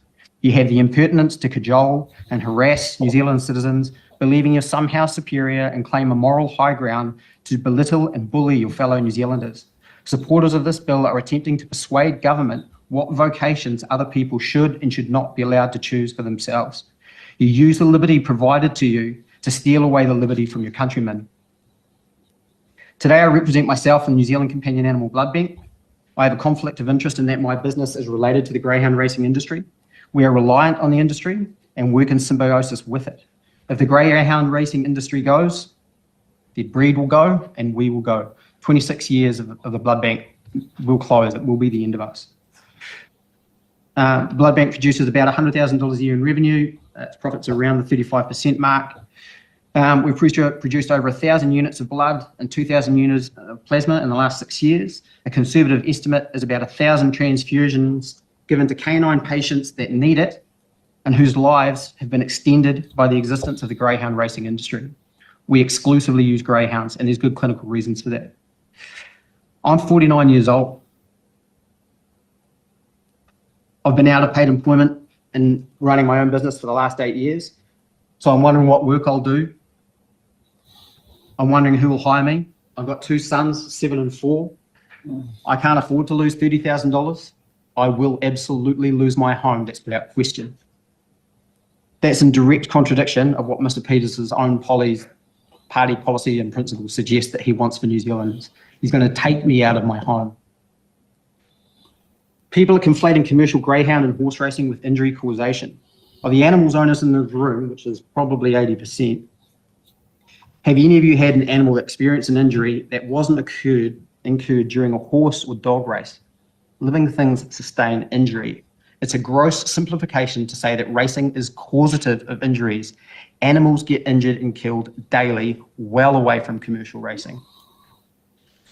The government has the right to make laws and to do so unfettered. With the government making the decision in principle, industry has put its hope in the courage of our Governor-General, Dame Cindy Kiro. It is my hope that she challenges convention, does not give this bill royal assent, because it contravenes the intention of laws of New Zealand for its people, for liberty and sovereignty. This proposed bill forces the closure of specifically greyhound racing clubs. If you've ever been a member of a club, imagine the government coming and telling you that you need to close your club down. The bill proposes the closure of a legally trading incorporated society like the RSA, like SPCA.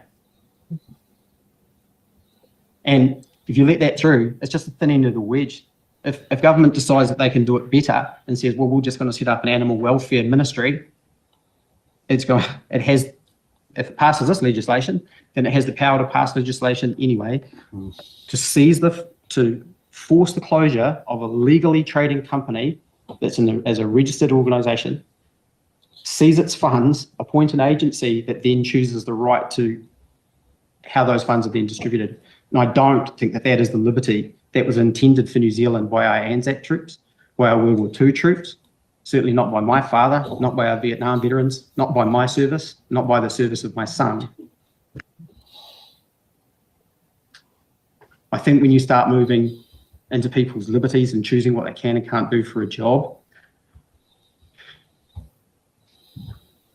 I think you'd ask yourself why you sit where you sit. If you've got any questions for me, go for it. Thank you very much for your submission, and also thank you very much for your service. It's very much appreciated. Are there any questions, members?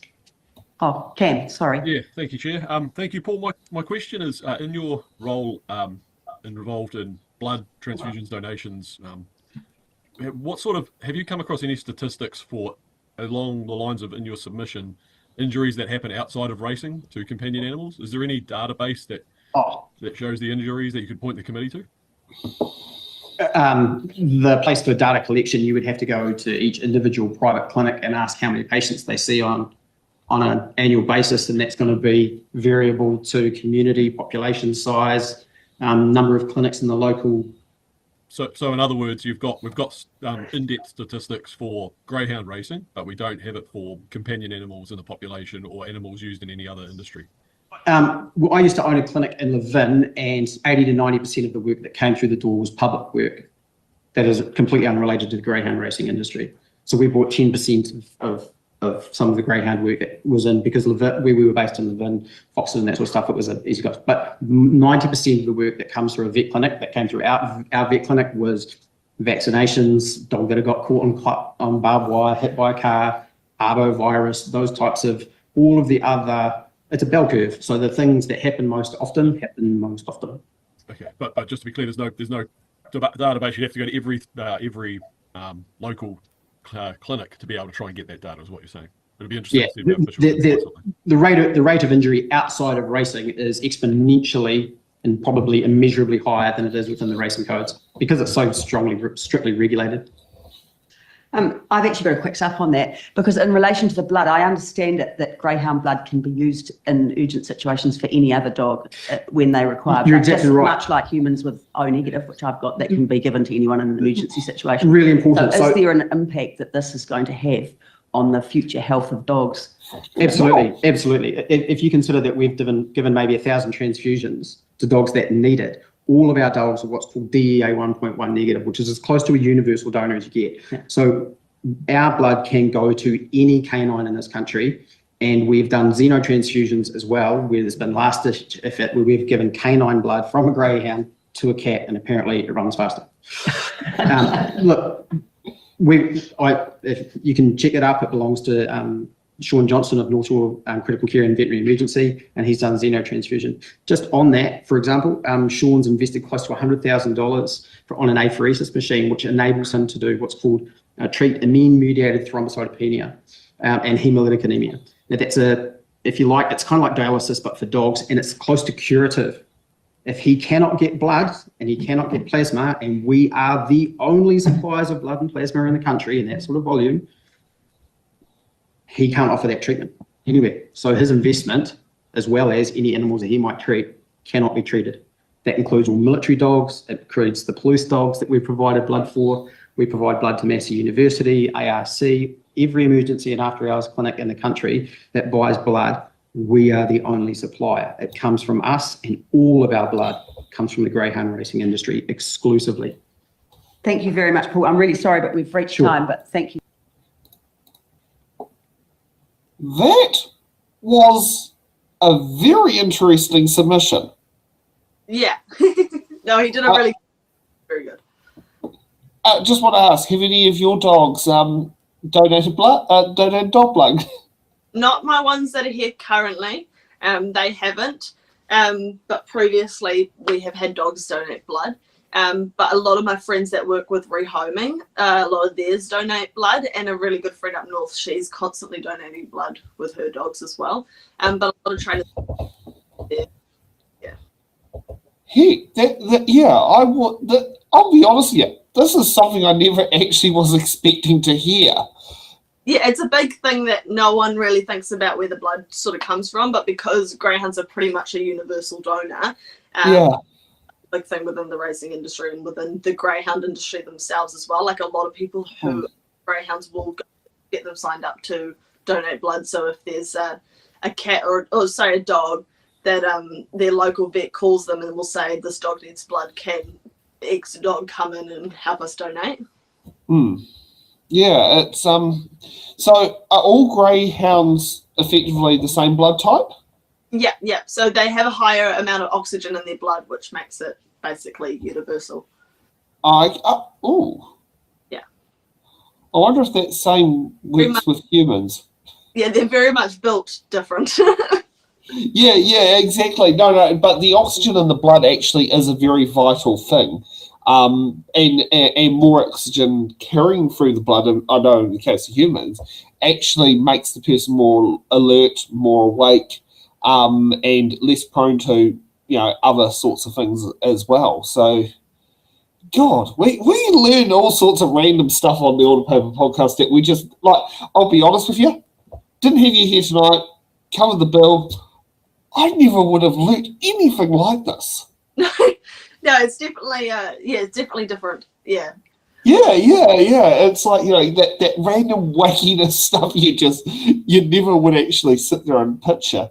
Yeah. I think he's also brave. This is on the person who was wearing the medals. Brave to go with the medals. Most people, when they come to it, they don't wear the full medals. They wear the stripe things that sit there and do it because it's very heavy on the chest. It would be, yeah. Yeah, I used to do cadets, and some of our officers had received medals through either cadets, or if they were a serviceman in the military before retiring. And if you were a serviceman in the military before retiring, you were allowed to, in cadets, display the fact you hold those medals. Oh, that's fair enough. And so, as you can see as you see the ribbons with the colours on top, they would have like a badge, kind of exactly the same, that would display the same ribbon. Ron Mark used to often wear those in Parliament when he was the Minister of Defence. Oh, really? Oh, wow. Yeah. Well, he's a former army captain, so he used to not the medals, but he used to wear the other version in Parliament. Which to the average Joe blog would possibly mean nothing, but if you know a little bit about medals and all that sort of thing, if they wouldn't know what the medals were in general, I just know that they were a medal. It's quite intriguing, just like what some people do. Usually the days that I used to see the medals come out usually were Anzac Day, which makes sense. Yes. Yeah. We'll do one more submission. God, we've had a very educational night tonight. I mean, Jason, you've done you've done a little bit of going through the chat on there on that sort of thing, of catching on that. One of our moderators. The next submission is the Balanced Dog Limited. Yeah, like a massage lady. She does lots of therapy on dogs and that. Oh, nice. And thanks again for your service. Very welcome. Sorry, Steve.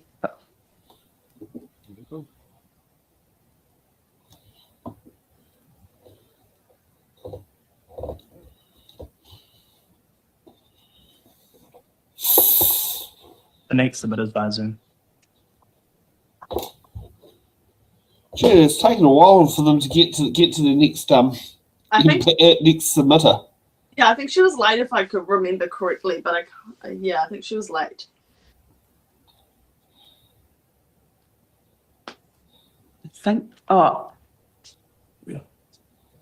Hi, Kathleen. Sorry.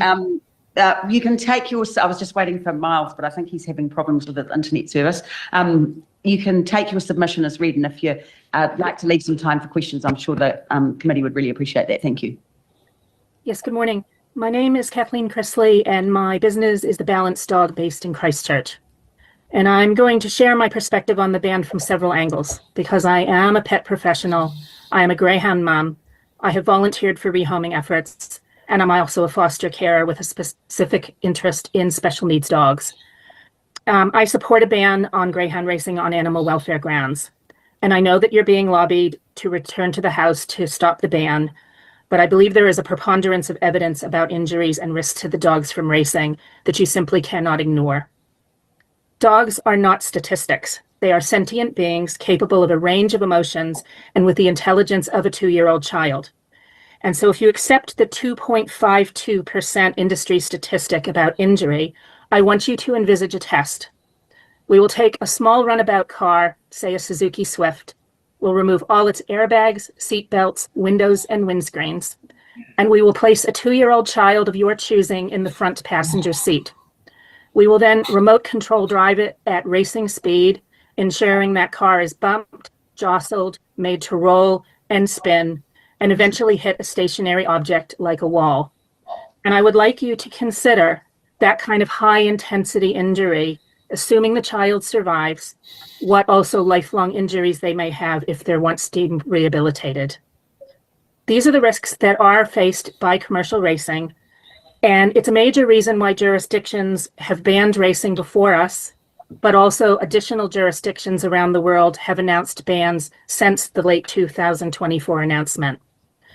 But I also see greyhounds who live with injuries that are not represented in that industry statistic.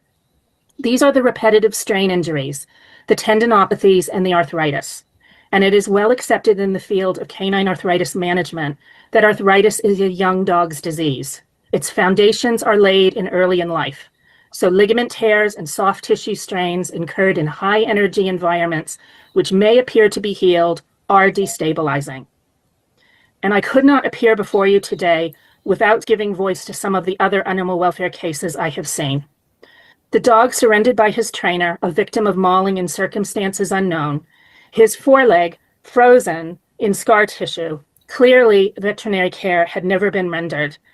And when his adoption surgeon operated on him, she described that his skin unfurled like a flag to reveal that he could actually still use his foreleg. But due to the lack of veterinary care, he has severe scar tissue that has no elasticity. These wounds we reopen on a regular basis, and his adoptive family care for him, including making special clothing for him so that he doesn't worry his wounds when they are sore. I will not speak the trainer's name, but you'll meet him later because he appears on your schedule for today. The adoptive family who adopted a greyhound that was classified as failure to thrive. Her pre-adoption health procedures had all been obeyed, but eventually the vet said she needed another deworming. And her worm load was so high that it was indicative of dogs kept in unclean environments in intense living situation, and not the green paddock photos you were shown last week. My own greyhound Socks, unwell from the day I adopted him and grossly underweight, regularly wouldn't eat, required painful vitamin B injections because his vitamin B levels were so low.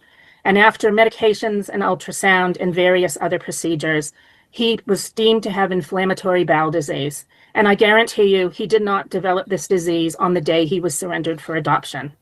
He is typical of a dog not represented in the R2R program. And I can provide you with a copy of my email to GAP on this subject because I wanted to talk with them about the implications of rehoming an unwell dog. And my first foster greyhound, Rosie. Kathleen, do you mind if I interrupt? It's just that we're getting close to time, and I know that Steve Abel has a question for you. So are you happy to take a question, or did you want to carry on with what you wanted to say? Well, I did time myself, so I don't believe we're quite at 10 minutes or even close to 10. What time? How many minutes do you reckon you have? About 4 minutes left. Okay, give me just a couple wrap up. Okay. My foster greyhound, Rosie, deaf from neglect. Her ear canals closed by ear infections and scar tissue. Now, I want a solid rehoming effort. You've previously heard about what it takes to make a good match, but we do need to understand that making a good match needs more skills than we currently have, and we need to recognize the rehoming efforts of the people who have already spoken to you, because I listened to them last week. But the Department of Internal Affairs has confirmed for me that no rehoming plan exists, and I can share the letter with you dated the 28th of January. So I would like you to go back to the House and make sure that you compel more information about the rehoming plan, because there are foster homes like mine that are being underutilized. And finally, I just want to say that my inquiries to GRNZ and the Racing Integrity Board about the number of dogs in the Rehab to Rehome program and the extent and nature of their injuries have been met with stony silence. And these dogs are going to need special care, including, and any hands, including my own, that are experienced that this country can manage. Thank you, Kathleen. And we have a question from Steve Abel. Yeah, thank you so much, Kathleen, and thank you for your work also. There seems to be a theme that there's as much injury occurring in companion animals as there are in greyhound racing dogs. Do you have any sort of reflection on that suggestion? Every dog can be subject to an accident, and those, so, and I've included the dictionary definitions of what an accident is in my submission. But I can tell you in my experience, and I'm entering my 17th year, the kind of injuries that I'm seeing as recently as Saturday are dogs that have had their legs shattered and surgically repaired. Now, yes, they're surgically repaired, and that's a lovely thing, but that leg is never the same. They're going to offload. And so those high intensity injuries, we don't see anywhere near that in the pet population. Okay. But just like children and people, anyone can have an injury. We just don't have an ACC for dogs that can track that for you. Thank you. Thank you very much, Kathleen. We appreciate your time.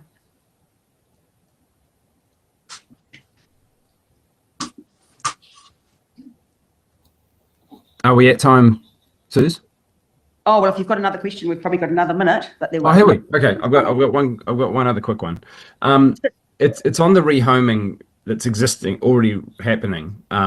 Most of it is being done by industry associated groups who are funded by industry. Do you have any issues with that being the pathway by which greyhounds will be rehomed once the legislation passes, alongside other groups like Hoo Ha and Safe and SPCA. I hearken what the lady from Hoo Ha said. I think it's an all hands on deck situation. Okay. And I do recognize the skills that exist in those rehoming groups that are affiliated with the industry. Yep. But there is a bit of a code of silence when it comes to things like special needs fostering, because we know we have a lot of R2R dogs, but the offers of fostering are not being met with in the middle. And that's a shame for the benefit of the dogs. Right. Thank you. Thanks very much, Kathleen.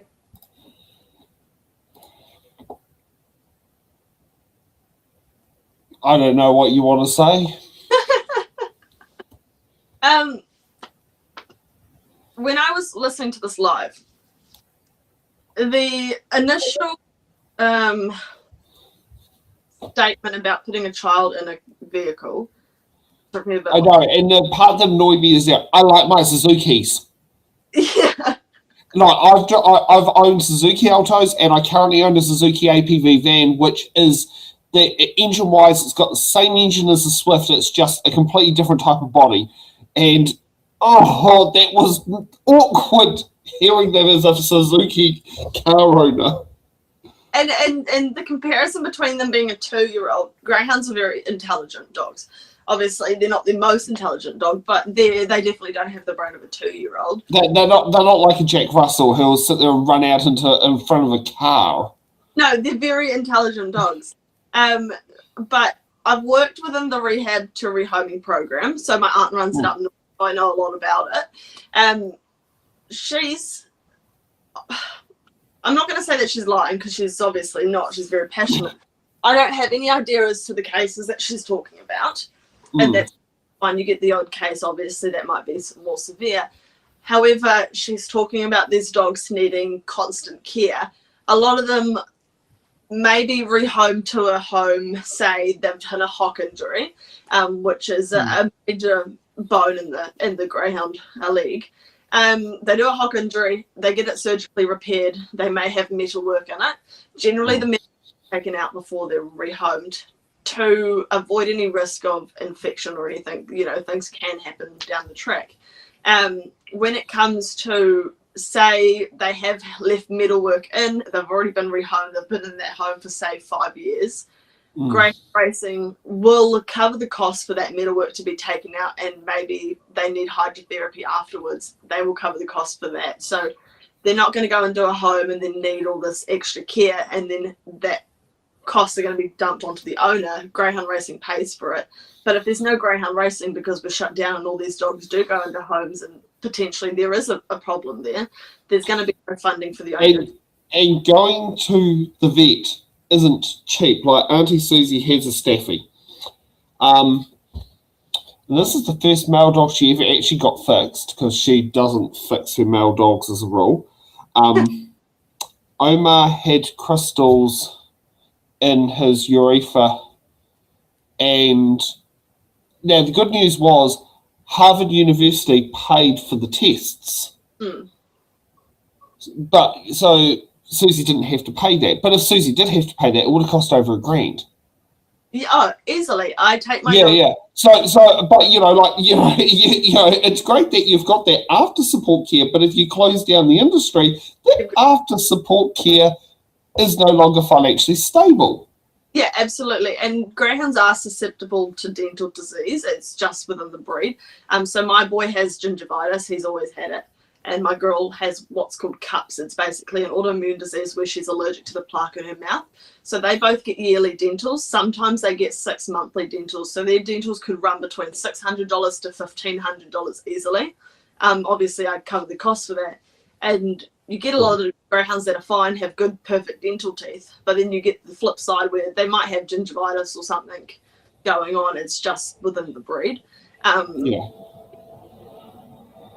Got things like Chinese crystal that are very much like that. So in that sort of instance as well, you know, everything's expensive, and you know, if you take that support away, you know, exactly.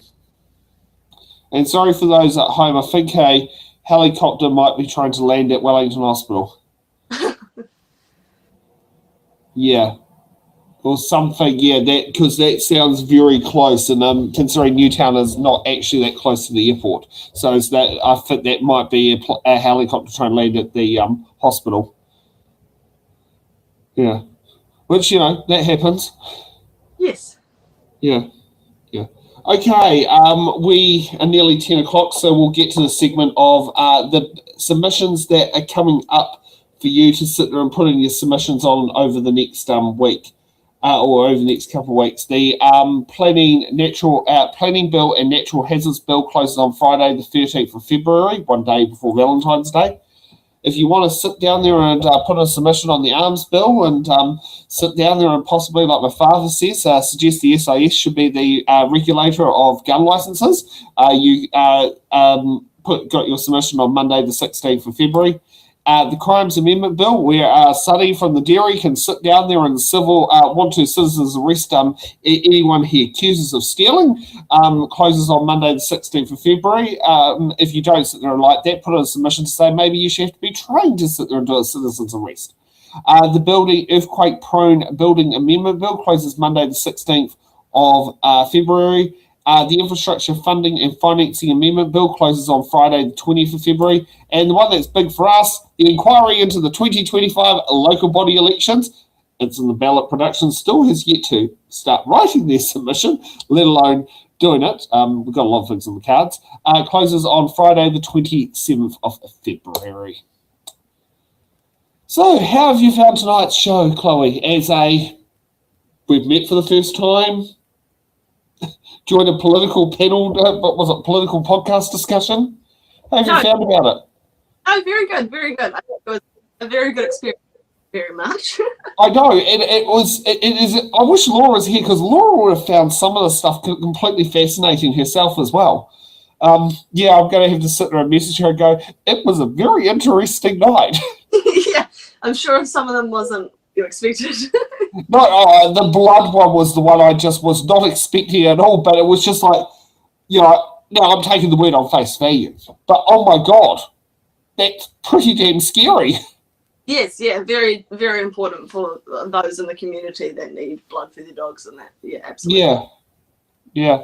Okay, well, Parliament is back sitting this Tuesday, so we should have a nice, lovely set of normal bills being passed through Parliament. While I've been looked on the draft order paper, I think Brooke Van Velden with her Employment Relations Amendment Bill, better known as the Fire at Will Bill, is currently sitting at top on the provisional order paper. Oh, there is a new first reading bill, the Armed Force Disciplinary Legislation Amendment Bill, is number 2 on the government's order paper, so that will be interesting. And we'll see if Camilla Bellich and Greg Fleming members bill gets itself onto the order paper using the Standing Order 288, which bypasses the biscuit tin. Greg Fleming has accepted an interview with us. We will work out on Nutting Out the Times, and we will have him on the show at some point, and we're trying to see if we can get Camilla also to join in on that, considering Camilla has been on the show before and knows how we do things. Yeah. So from us here at the It's in the Ballot team and the Order Paper podcast team, we'll be back here next Sunday. I certainly won't be as tired as I was this week. I spent the lovely day at Island Bay Festival selling coffee. So, and I'd like to thank my local councillor, Laurie Fu, former Deputy Mayor of Wellington, for coming there and using her keep cup. Something she always does. Anyone knows Laurie, it's going to be in there. And yes, is it urgency week 2? I don't think so. They've got select committees coming up, so they won't be going into urgency if they've got plenty of select committees. But you never know with this government what they could do. But yeah, if it's under urgency, the select committees can't meet. So yes, we'll see everyone back here next Sunday at 8 p.m. for more from the Order Paper podcast, and repeats running at 7 p.m. On Wednesday night. So yeah, have a good evening. Thank you for watching the Order Paper, your express ticket to the New Zealand House of Representatives. Every episode, we unravel the complex world of legislation, debate, and democracy. From bills to select committees, we've got it all covered. From our team of political commentators who will dissect and explain what's happened so you can remain up to date on what's happened in the Aotearoa, New Zealand Parliament. To support our channel, you can become a Patreon member at patreon.com/It's in the Ballot. The Order Paper podcast is brought to you by It's in the Ballot Productions, live at 8 p.m. New Zealand.